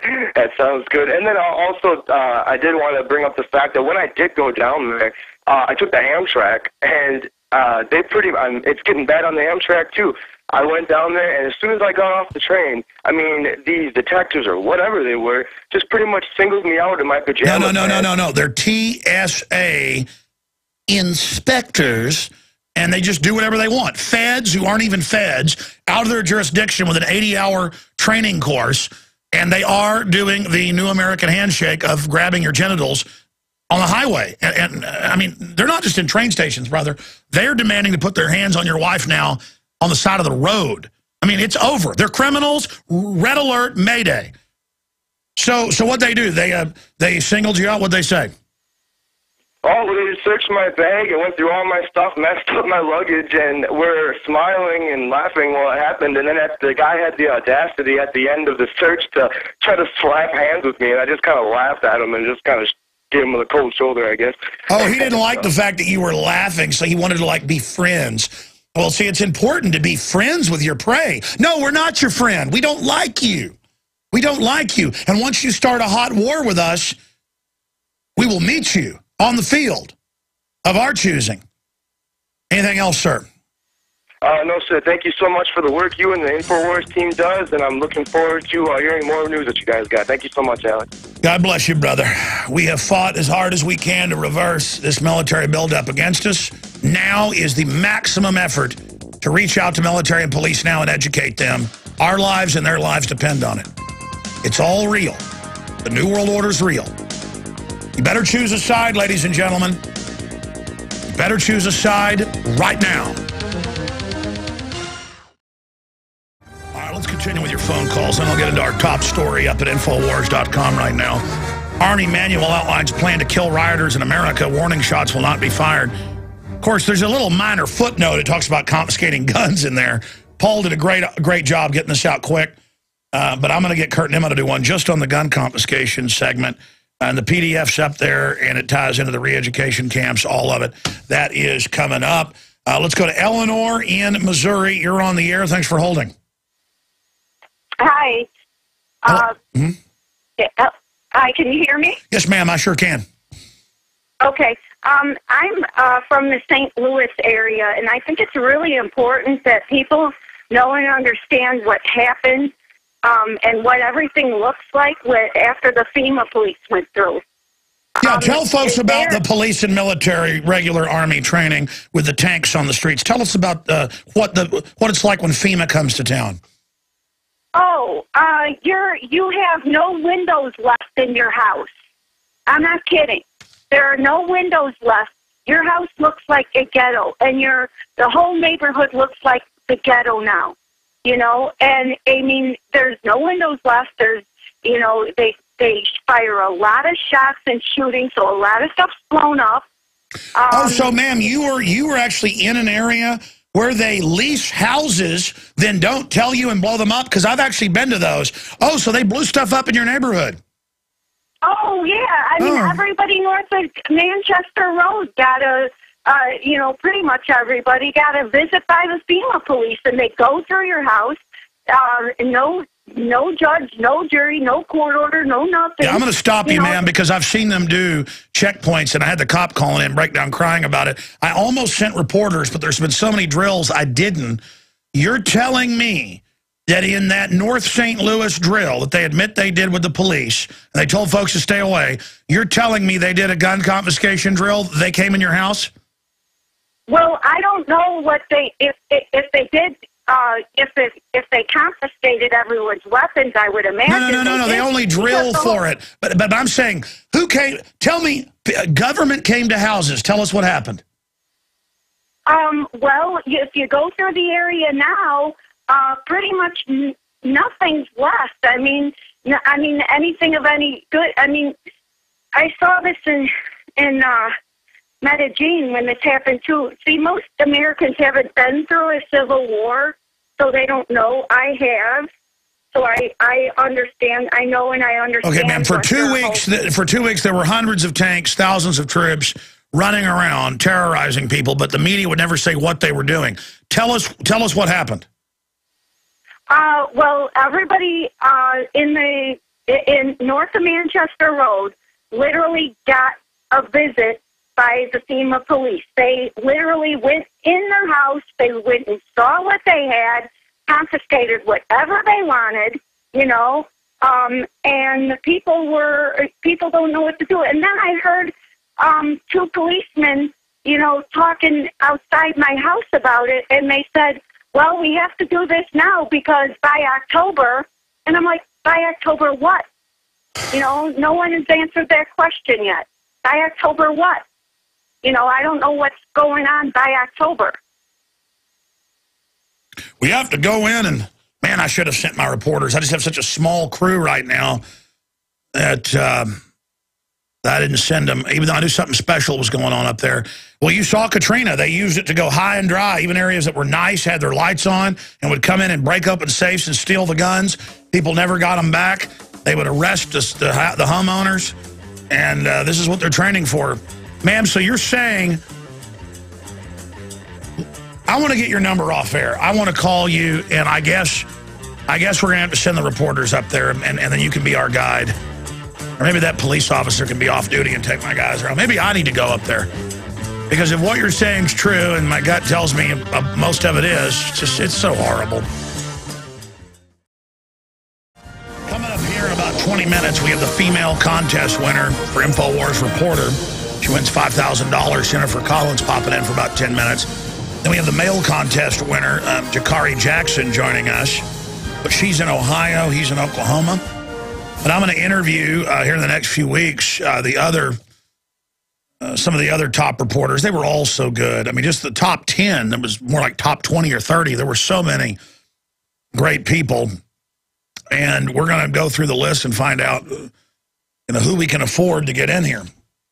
Because believe me, I'd like to have 20 reporters and be able to send them to things when there's an urban warfare drill in St. Louis and the police call in and say it's for martial law, and then we discover that they are doing gun confiscation drills, just like we saw in Katrina, but it's all building towards a head. And I'm going to get to our top story. Again, it just went up at Infowars.com about 30 minutes ago. And Watson's headline does it justice, but it's not as bad as it is. The headline should be Army Manual outlines plans to confiscate firearms, kill Americans. But it says Army Manual outlines plan to kill rioters in America. Warning shots will not be fired. And it goes on to say civil disturbance, period, which under these federal training, they say protesting. And they go, we will not tolerate civil disobedience. You know, under this code, we have banned protesting or being outside. And then they couldn't find anybody to resist them in Pittsburgh, where my reporter got arrested being up on a hilltop, videotaping at night at the university. G20 was over that morning. It's the university. People aren't even protesting. They're just out there, you know, at 8 o'clock at night in the university commons, and here comes police from every road marching in Darth Vader outfits because they're real men, all in their mob psychology, all wearing their masks so they can, you know, play the part of the devil. And be women on bicycles beating them with billy clubs, and they'd cry, and the cop would walk over full force and just crack it over her head. And so what? Do people die? You know, they had a Red Sox win, and a woman walked out of a bar, and they shot her at 2 feet away with a rubber bullet, blowing her brains out. And they know it would do that. It's manly. It's like, whoa, Bob's tough around the office. Whoa, you killed a woman. You know, this is what it's all about. And don't worry, the bankers are going to kill your bank account. They're going to kill you with fluoride in the water. You're going to get to share, too. I understand. I mean, I understand. I understand. You're the tough guys. You're the winners. You're going to show America. I got it. I got it. A lot of police are waking up, but I'm just putting the line out there right now. You better decide which side you're on. This is real. Army Manual outlines plan to kill rioters in America. A newly leaked U.S. Army military police training manual for civil disturbance operations outlines how military assets are to be used domestically to quell riots, confiscate firearms, and even kill Americans on U.S. soil during mass civil unrest. The document, PDF, which is dated 2006 and was used for self-learning courses at the U.S. Army Military Police School at Fort McClellan. Oh, see, it's been going on a while. That's that one where we discovered all the FEMA camps from insiders. Makes it clear that the operations described in the manual apply to both CONUS and OCONUS, meaning inside the continental United States and outside the continental United States. Yeah, like the re-education camps as well. And see, here's the deal. 6 months ago, on the public, you know, Fed websites where they put out the contracts, hundreds of millions a month just getting the company teams ready to be able to activate FEMA camps within 74 hours or 72 hours. I forget the exact amount. So see, they're getting them out of deep freeze. They're firing them up. They're prepping them. And they're lining and they're doing drills just everywhere to get you acclimated. So what's going on down there at the city hall with all the shooting? Oh, it's just a drill. They're taking out some terrorists. Let me continue here. Again, it's acclimation.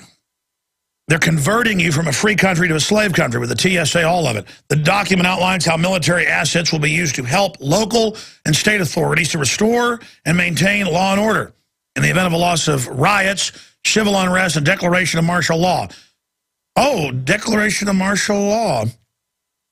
Because, you know, the things collapse, but the bankers have got a plan to fix it. They're good people. World government run by. Guys, do we have the clip about slaves to the bankers? Again, this is who our military works for. People are like, don't be mean to our military, boy. Okay, I mean, if the Russians were in command of our government, would I be supposed to fall down to the military?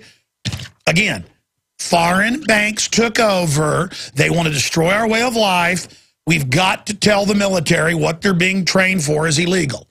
And explain to them that they're going to engineer this where it looks like what they're doing is good, to set the precedent for the open occupation. And then the military is just going to bring in force while the TSA has their way with us. Okay? That's the plan. And the IRS rapes your bank accounts and tracks your purchases with the new cashless system coming out. You still have cash. You're just going to face scan and thumbprint to buy and sell. The cameras are going in everywhere. Now let's go ahead, and it's just instant. You just walk in, and soon you'll just pay with your face. They're admitting that. Notice they're rolling it all out now. They're just getting you ready. Here they are telling you who runs our military. Here it is. So mostly what they do is hold summits I think that right now the question is, do we all work for central bankers? That's what I want to address to our guest tonight. Is this global governance at last? Is it one world, the central bankers in charge? Jim Murio, you say we've got some downside here, a correction in the markets. Fine. But aren't we all just living and dying for what the central banks do? Aren't we all just counting on the fact that there's a Bernanke put and that we won't go any lower than, say, 5% down from here? Of course we are, because if we look at the economic data, there's nothing to get excited about in that. And then they go on to say, well, we're slaves, but we kind of need to be. You know, this is kind of cool. It's kind of cool right now what's happening. Because there's no world government, though. I mean, police, you can walk right in to your training room and go right in the files and pull out 20 years of files saying, if someone says foreign banks are taking over, they're terrorists that want to kill cops. But it's all admitted. Hundreds of articles a month coming out admitting world government run by bankers. So can you think one step ahead? They're going to blow up police stations, the globalists are, to then blame it on what's left of America, so you get in a fight with us so we kill each other. That's the plan. That's Oklahoma City Part 2. Are we smart enough to not go along with this? Probably not. Probably not. It's going to be too much fun and the pageantry of the big funerals for the dead cops and the president coming, and we're going to get these radicals, and, you know, cops will get to fold the flags and everything, and ooh, we'll get on your little motorcycles and have a parade, and you'll shake the hand of the people that kill the cops, because it's fun to get invited to the party. And then you can start a civil war with the American people trying to take their guns, in which tens of thousands of police will be killed, but that won't be on the news. Those will be quiet funerals. Just the first ones the president goes to, well, those will be the big ones. And it'll all be very exciting, of course. And after they've killed me, if they get away with that, there'll be lots of demonization stories and horrible things I did on the news. You'll get to learn how, you know, Mad Dog Ben Richards, the butcher of Bakersfield. Wow, here's the video of him doing it. I mean, you know the running man doesn't lie. I mean, there's Whitman, Price, and Haddad. Their debt to society paid in full, basking in the Maui sun. Of course, they're really dead.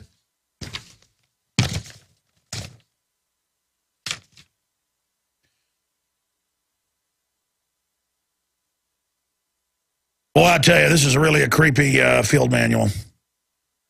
Earmarked for homeland patrols and gun confiscation. I don't know. You might want to get this article out to everybody, or maybe it's too real for everybody. Maybe this is too real. Maybe I should just shut up. Hey, you know what? Things are collapsing. We're going to need the Army, Alex.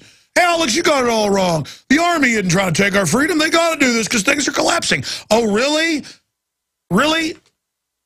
Really? Really? Tell me something I don't know.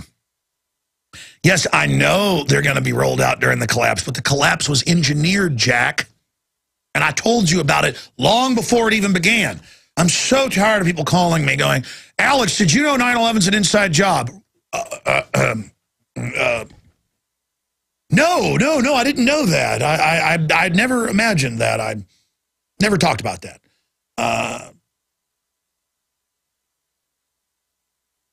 It is so frustrating sometimes to just have the evil right out in the open, and the globalists and all these documents saying they're going to reduce the world population by at least 80% after this control grid's in place, and they're following an exact program, so I know what they're going to do next in general moves. I know what the next phase is, and I have to sit here like a movie I've seen 20 times, but now I'm living it in the real world and knowing what's going to happen next, and I go out and listen to the general public, and they sound like idiots. They sound like they don't even know what planet they're on. And then the elite are like, well, that's why you should join us. When I've had big media people offer me jobs and things like that, it's always like, you've noticed how stupid the public is. And you've noticed that they're jealous of your success. And they would tear you apart if they ever could. All you can do is survive within the system and try to work from within. It's not perfect, but believe me, you're not going to help these people. They don't want to be helped, Alex. And I know there's a lot of powerful people listening right now who are giving those same speeches. They're like, wow, yeah, it's a standard speech, okay? It is a standard deal. Those people are just mid-level, okay? At the top, the globalists have a master plan that's published in many different places. It's always the same report, just in different variants of set up a world government, get control, exterminate the population in phases, blaming it on natural or terrorist causes, finally remove the population down to 10% of what it was. Publicly, they say 80. And then the deeper manuals are go ahead and kill most of that 10% down to less than 1% of the world population, with the elite merging with super technologies and living forever. Now, I don't know if that's really going to happen or not, but that's their game plan. Now, let me ask police and military. Do you think you got a place in that plan? Do you think you can make a deal with this group that gives you DU knowing it's going to kill you? I rest my case. We'll be right back. All right, I got some bad news here. It's not that bad of news. We've spent off and on 3 weeks putting together this video that I haven't even decided the name of yet. I extended the show into the 4th hour today coming up. But every 6, 7, 8 videos that are long and have a lot of edits in them, you get what we call the wheel of death on a Mac computer with Final Cut Pro. And it had been compressing the 20-minute video for about 3 hours when it got the wheel of death. So the wheel of death, as we call it. And so we are going to air it tonight. Who knows? This project's taken so long, it might be 50 years from now. We put a lot of work into it. Aaron's busted his butt on it. It's like a mini documentary about the nature and secrets of humanity and our destiny and the key crossroads we're at. I mean, it's one of the most important things we've ever produced. But I had an incredible first hour. I think I was really flowing with on public displays of understanding here. I was jogging this morning and I was having these understandings, and I was actually able to telegraph it with some degree of oratory purity during the first hour, and that's coming up, going to retransmit in about 30 minutes. We got some guests coming on, but we should be able to air this big special report tonight on the nightly news if it compresses in the next 4 or 5 hours. But 7 o'clock tonight is when the show airs, so we've got it done by 7. We can put it in somewhere there, but do not hold your breath, ladies and gentlemen. If not, it'll be top posted on Infowars.com and PrisonPlanet.com throughout the weekend. I'm going to just put out a memo and say, leave it at the top, please. Because it's time for gut check, ladies and gentlemen. And I cannot believe we're letting a bunch of weird, deceptive criminals run things. So what if they've got a bunch of sophisticated propaganda? Once you're aware of who they are, it doesn't matter. And the people that are going to carry it out for them have no idea what they're part of, on average. And we're here telling you the magic trick. Let's go to DJ, and then we'll go to others. Go ahead, DJ in Minnesota. You're on the air. Hey, Alex, I just wanted to say, obviously, I wouldn't feel comfortable starting the conversation. I was saying thank you very much for everything. Thank you for putting up with me. Thank you. No, I really appreciate it. But the new news that's going up right now, Army manual outlines plan to kill rioters. You know, myself and a bunch of friends, we're here from Minnesota, and we did plan on going down to Tampa, you know, for the RNC. We're Ron Paul supporters. Do you think that this kind of falls in a timeline with what's going on? Kind of how this comes out, and then the RNC is happening in August, and then this lady that you talked to before me is saying they're talking about martial law in October, which is 2 months after the RNC, about a month before the election. Do you think that they're kind of gearing up for, like... Well, listen, the feds do this. The feds do this to get police and military to really hump it. Now, it doesn't mean that one day they won't actually pull the trigger with a hot takeover, but it's the drilling that actually brings in the martial law. We're already in it to a great extent where not even bonded law enforcement, not even peace officers, federal or state, are groping you and your family and now on the highways. I mean, we're already in they're already taking your bank account without a judge, jury, or anything, the IRS is. We're already under martial law to a great extent. They told police 6 months before they staged the H1N1, which turned out was manufactured, was staged, it was a simulant virus, wasn't even really that dangerous. All that came out. We were able to break it here. Years later, it was confirmed by the EU Commission and others. They told police that we had on, and they told an emergency manager head of a major city in Indiana, who we had on the show, not saying his name, that there would be 1 million dead in Illinois, Indiana, that there would be martial law from flu that season. Just getting them ready so when the feds created fear, local constabulary would buy into the hysteria, and then rumors would spread.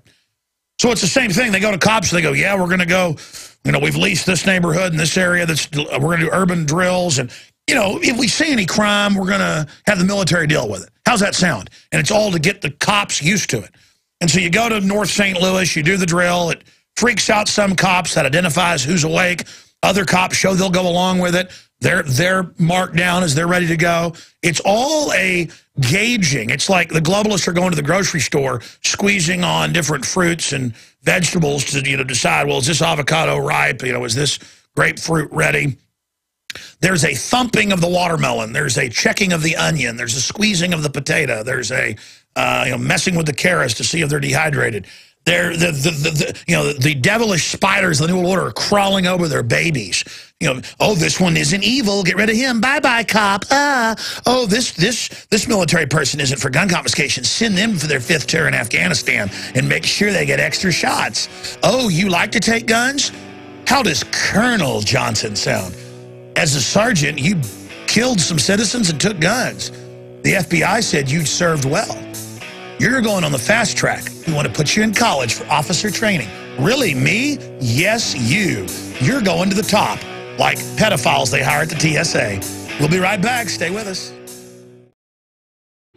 I have been so busy since we announced the winners last Friday, of the Infowars.com nightly news reporter contest that I haven't had a chance to get them on until now. And we've got Jakari waiting in the wings. We've also got Jennifer, who we're going to go to first here in just a moment. And then we've got all these other great reporters who we've got to fly down here or do preliminary interviews with and see if they want to join this crazy team, because we definitely need the help. And by the way, I've done 2.5 hours here and have not plugged any products or anything. You notice most talk show hosts, it's every other break or plugging something, because people don't listen to a lot of the commercials anymore.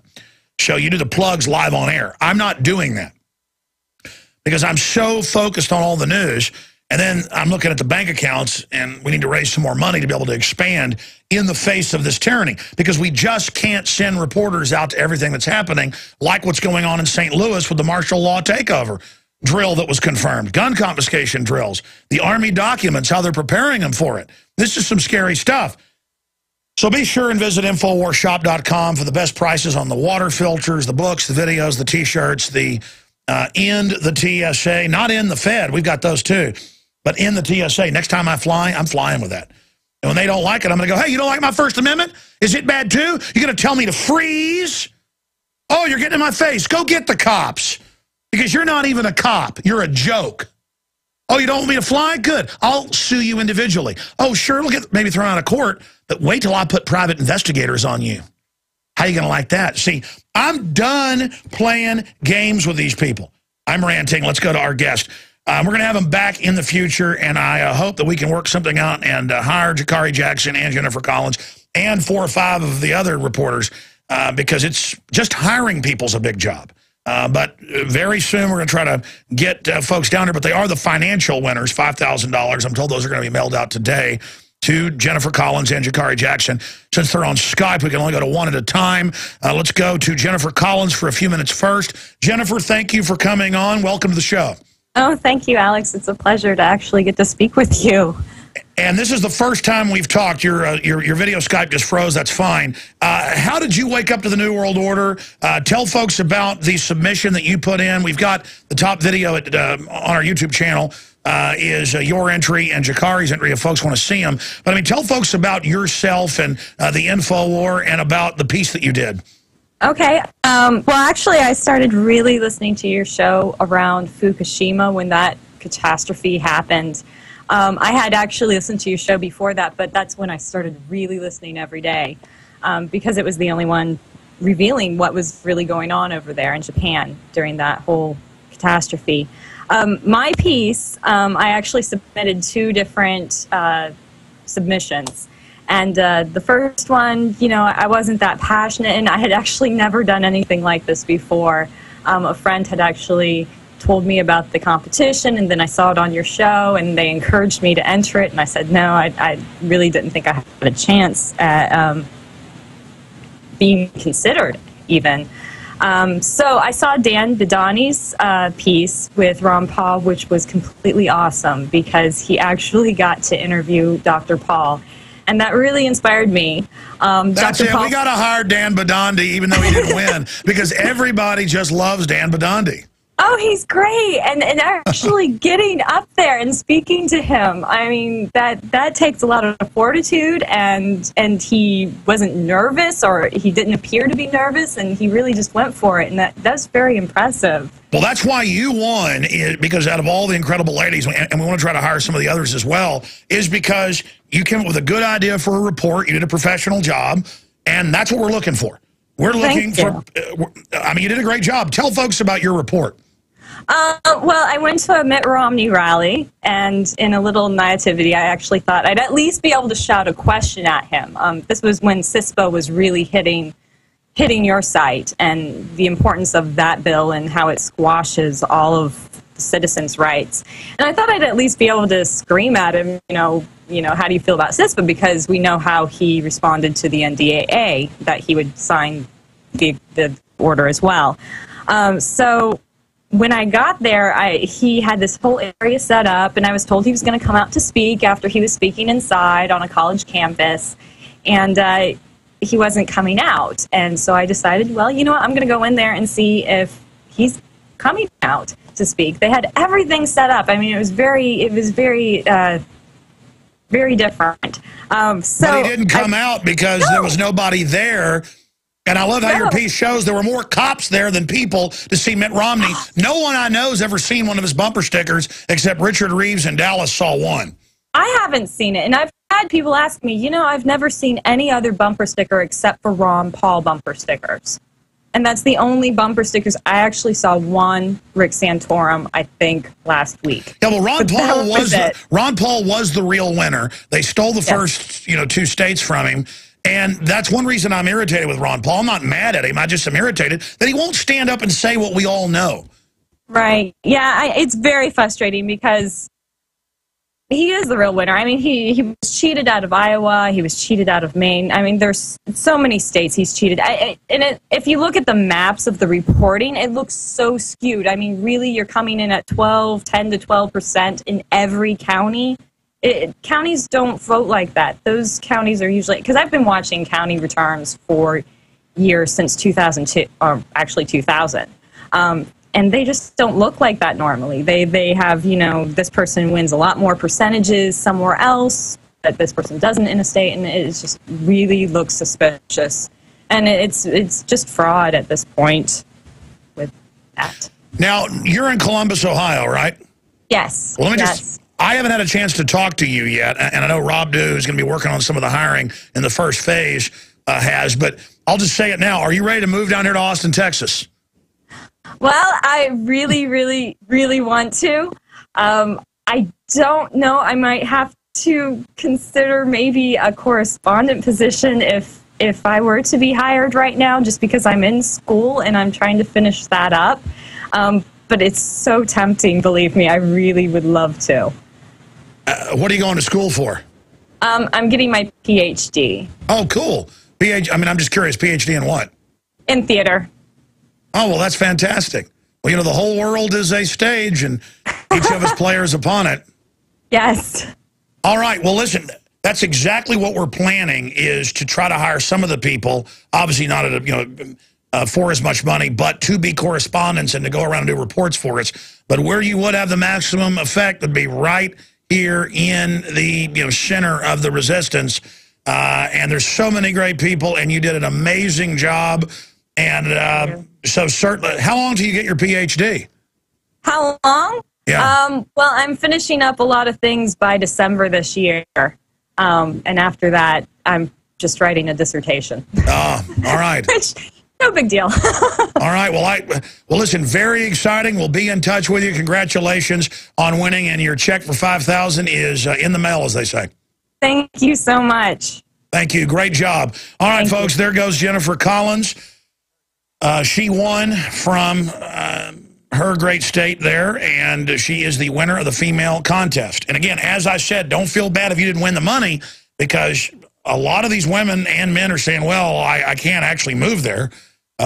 So it all comes down to who wants to move here, and quite a few of them do want to move here. So there's a lot of things going on, but this is very, very exciting. Now, talking to Jakari Jackson, I believe he's in Oklahoma, and I certainly hope he's ready to get down here. If not, correspondence is great. It's just we're so busy, we'll never be able to really correspond. We need people actually here to really see how the soup gets made around here.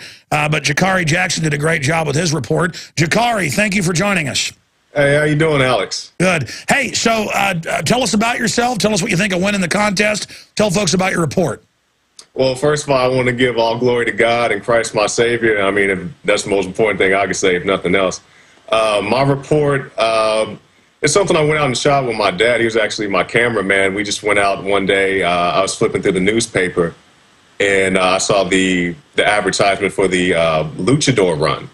And I decided to go out there. Like I said, if nothing else, it'd be visually interesting, because I could have went to a library and got, the same answers from people, but, it's a visually interesting setting. So we went out there and we shot it, and lo and behold, people liked it. And then I was inspired by what you did with the Prometheus and also the Hunger Games, how you analyze the films. So, there's a few things that I remembered, because I showed the clip from Transformers. And I remember after I was watching Transformers 3, first time sitting in the theater, that just pinged in my head that this guy wants to hack into all communications. And they also do something similar in the Avengers movie. So it seems like something they're kind of pushing this hack, your devices, these cameras, this kind of police state. Sure, they do that in the last Batman, too, where they break into all the systems, but for the good, and are just letting us know, hey, we're really breaking into your devices. Yeah, it's a bit extreme. I mean, it's not extreme as far as it couldn't happen. It's just extreme in that they would employ that kind of a tactic.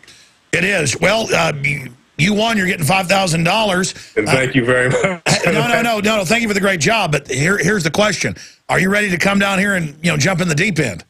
Alex, I'm interested in the full-time position, but I definitely want to explore all aspects. I heard you mention something about possibly doing some voice work, and I just like to look at all possible avenues and aspects before making any definite decision. Sure. I'm just throwing this out on air because I haven't had time to call all you folks yet on the phone, and Rob Dew's doing that. But I'm telling you, again, opportunity when it comes knocking on your door, you got to take it. I understand. It's kind of like Obi-Wan Kenobi telling Luke Skywalker, "You need to come with me to Alderaan." I mean, because there's a lot of stuff going on here, and I'm very excited about the work you did, and I'd love to have you down there as a reporter. So we definitely have to haggle that out. In fact, I'll try to call you sometime next week. We'll set up some meetings with all the reporters. And if I could plug somebody, I'm a Dan Badani fan myself. I had a chance to. We've been sending a few messages back and forth on YouTube, and I got the chance to look at some of his other videos, and I really like the guy. He has a very genuine sense about him. His reports are bold, they're interesting. I like the report he did about. He did a brief report, something about Star Trek or something like that. He's funny. He seems like a cool guy, and not just him. I like Stuart Howe and David Knight and a bunch of those other guys. Yeah, Stuart Howe's been calling me. I've been so busy, I didn't even have time to listen to the messages. I've got to call him. I'm going to set it up next week, but here's the deal. The correspondence thing is great, and I don't have the money to hire everybody full-time here. The problem is we're so busy, we need core people. See, next phase would be getting correspondence. We need to get 4 or 5 people totally trained on how we do all this so that then they could be above the next level who we train as correspondents, because we're such a small group. I don't even have the reporters most times now to send people to something that's really important. So we're trying to get to that next level, and I hope that we can work something out to get you down here. I mean, I understand you enter a contest to see if you can do it. Now you've won. There's that big plunge. Yeah. But I mean, we had just looking at the submissions. If I could, just throw a few other names out there. I really like the ladies. They had, some real strong ladies. I got contacted by Melissa and I can't remember. I'm pulling a blank here. She was one of the. I want to say her name was Mary Moore. Yes. She did a very. I think she had one of the best as far as production wise. No, we're going to contact everybody. Keep going. Oh, I mean, everybody on there. Dave, was it Dave Brickman, the guy with the stash, mustache? Oh yeah. Everybody. I mean, I really liked his. He had a lot of personality, and I don't want to name them all because I know I'm going to forget somebody. Linda West, man, just everybody. And I'm sure a lot of people who didn't make the top 10. Well, again, everyone in the top 10 and most people in the top 20 or so could be great reporters here. I was going off of who overall I think would be the best at interviewing people, doing news reports, and things like that. And that's why you and Jennifer both won, because if I had to choose blind, you know, without, just off the videos, without interviewing you, knowing more, you guys would be my choice. But all the people, again, that's what felt so bad about this, was that folks were so great. Everybody was so wonderful that it was really painful. I felt like I was doing something bad, not making everybody first place. Yeah. It's a hard thing to choose, because I had no idea you had 600 plus submissions. Because I'm sure I was like a lot of people. I'm like, when are they going to announce the winner of the contest? But, you know, I didn't know you guys were so overwhelmed with the number of submissions that you received. It was really more than 600. It was more than 6. But Dew said the others didn't follow any of the rules. But, yeah, we got 600 decent submissions, about 100 really good ones, and about 20 or 30 really fantastic pieces. Yeah. Well, I'm just glad you guys, you know, considered me to be in the top 10. That was such a shock for me, you know, somebody to tell me I made the top 10 on Facebook. And that was a real surprise for me. And I was like, oh, okay, that's cool. I remember when you announced that, well, put me on the top 10, I got 1,000 hits on my YouTube page overnight, which was a big deal for me. I know some people got way more than that, but for me, that's a big deal. And, you know, it gave, you know, other people a chance to see what I could do. And I'm really am appreciative of you and Infowars and all the guys down there. Well, I know that obviously Jakari, folks like you and Jennifer have their families, their friends. You're in Oklahoma. She's up in Ohio. But I hope we can work something out to get you down here, because I'm definitely interested. Yeah, definitely. Well, Oklahoma's a lot closer than Ohio, too. Yeah, that's true. Yeah. Tell us a little bit about yourself. Well, for me, how I kind of got, you know, I guess, quote, woken up was back in 2000, I believe it was 7, when I saw the film Loose Change. And up until that time, I just kind of believed, you know, just whatever I was told about, you know, anything. And I saw Loose Change, and, you know, we can talk about the physics of a building falling down and all that stuff. But the thing that really hit home for me in the Loose Change film was just the simplicity of the passport of escaping the plane that hit the tower. Yeah. And the guy was like, so it flew out of his pocket, missed the fireball, landed on the ground, but after 2 buildings fell on top of it, they found it. It's just the sheer common sense of something like that. And then after that, you know, things with the Pentagon and how they didn't find any wings at the Pentagon and just all that. And that kind of opened up, you know, the kind of Pandora's box for me, which I was like a lot of people, you know, at that time, like, okay, I mean, I'm moved by that. I think it can be real, but, you know, what do I do? You know, what can I do? How can I affect change? And, you know, I kind of sat on it for a little bit. And, you know, I'd see things here and there that, you know, kind of woke me up, and I'd go back to sleep, and woke me up and went back to sleep. And then just eventually kind of got to the point, I guess I started listening to your show regularly back in 2010, you know, and seeing all the stuff that you guys do and all the great guests. I love Gerald Salente. And just seeing all the stuff you do, and it's real inspiring to me. So that kind of pushed me to, well, you know, Jakari, Jackson, you inspire us. Come back, because I have a word of encouragement for you. Sure, I want to tell you and Jennifer, don't think you don't have it. Don't think you can't come take a job here thinking you won't, you know, do a good job. I can spot talent. You guys will both kick butt. I hope you take the job. Ladies and gentlemen, if we don't throw everything behind the fight against tyranny, we're going to lose our society. A couple new articles up at Infowars.com. July 6, 1775, a predecessor to the Declaration of Independence. Key article by Kurt Nemo. Also, Army manual outlines plan to kill rioters, demonstrators in America. Oh, Watson added demonstrators. It says demonstrators, too. And gun confiscation. That's a very important article. Phase 2 extended. American patriots launch guerrilla op on Obama. Again, guerrilla, which means in Spanish, guerrilla, small war or info war. New TSA policy ordering travelers to freeze on command. Israel plans Lebanon invasion after Syria falls. TSA explains bizarre new policy of testing drinks purchased in airports. Spy drone buzzes journalists secluded home. That, of course, is Joseph Farah. That story's up at drudgereport.com. Okay, going back here to Jakari Jackson. Jakari, very exciting talking to you, both the winners. And again, we'll be talking to you next week about trying to work out coming down here of not being a correspondent. Problem is you'll have to bug us about giving you work to do because we get so busy. Months go by. But anything else you'd like to add to viewers and listeners out there? I want to say hi to Jennifer. She did a great job, and congratulate her and her win. You know, I'm just real happy, you know, thrilled, excited, you know, that you guys considered me, you know, to the point just not only to win the contest, but, you know, for a position, which I really appreciate. Because I'm a journalism student, I guess kind of was. I sent my professor an email telling I wasn't coming back, but that $5,000 would be, you know, great benefit to me to, you know, knock out some of those student loans and things of that nature. But I mean, I really appreciate you guys and Chris, your producer, and, you know, all you guys have been so kind to me, you know, since the time that I, you know, entered the contest. Sure. Well, I can imagine for you and Jennifer, it probably feels like jumping, you know, out into the night out of an airplane. You don't know where you're going, what it would be like. So come down. We're going to fly you guys down, see it. Okay. And I'm not going to expect people that are raw talent to just instantly know all this. I come from nowhere as a guy that didn't, you know, went down and turned a camera on with a light and was talking about, you know, the New World Order 17 years ago. So we're here to develop raw talent.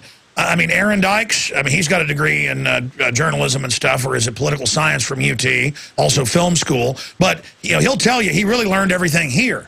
Because, I mean, this is the real world, and so this is being thrown into the deep end. You learn to swim really fast, so I think it's a great opportunity, but it's also important, you know, you could get into it slow or something, be a correspondent for a while, finish getting your degree. I just hope there's a country at the end of it because things are moving quickly. Yeah, that's true. It's every time I look around, it seems like the police state is just getting, you know, a little bit more aggressive. I remember I was reading the article, I believe it's in Colorado Springs, where they're going to start wearing full riot gear at all times, even doing traffic stops. Yes, I saw that. It's getting, and France is going to put breathalyzers in all the cars. Oh, I missed that one. It's amazing. Well, here's one more point about it. Just for any media people out there, in my experience, getting a degree is fine, but in something like media, it's changing so fast. What matters in media is that you get that first job or that you become a reporter and show what you can do. That's why, I mean, take somebody, I'm not trying to sell you guys. The point is, take somebody like Jennifer, she's getting her, you know, her master's or PhD in acting in theater. Well, believe me, what matters is not just having a degree, and that's great, it shows you have dedication. It's actually getting on the air. It's actually doing it. That's what people look at. It's called getting your big break, Jakari. I realized that because I saw the video with Salente, why college is a scam, and that really kind of questioned some of the aspects I had of some of the thoughts I had about education. So, I mean, I definitely agree with what you're saying. It's not just about having a piece of paper. You know, can you go out there and perform? So I definitely hear you out on that. Hey, listen, you're awesome. We'll talk to you next week. I'll be back this Sunday, 4 to 6 p.m. with a special report. And tonight, that special video, 7 o'clock, prisonplanet.tv.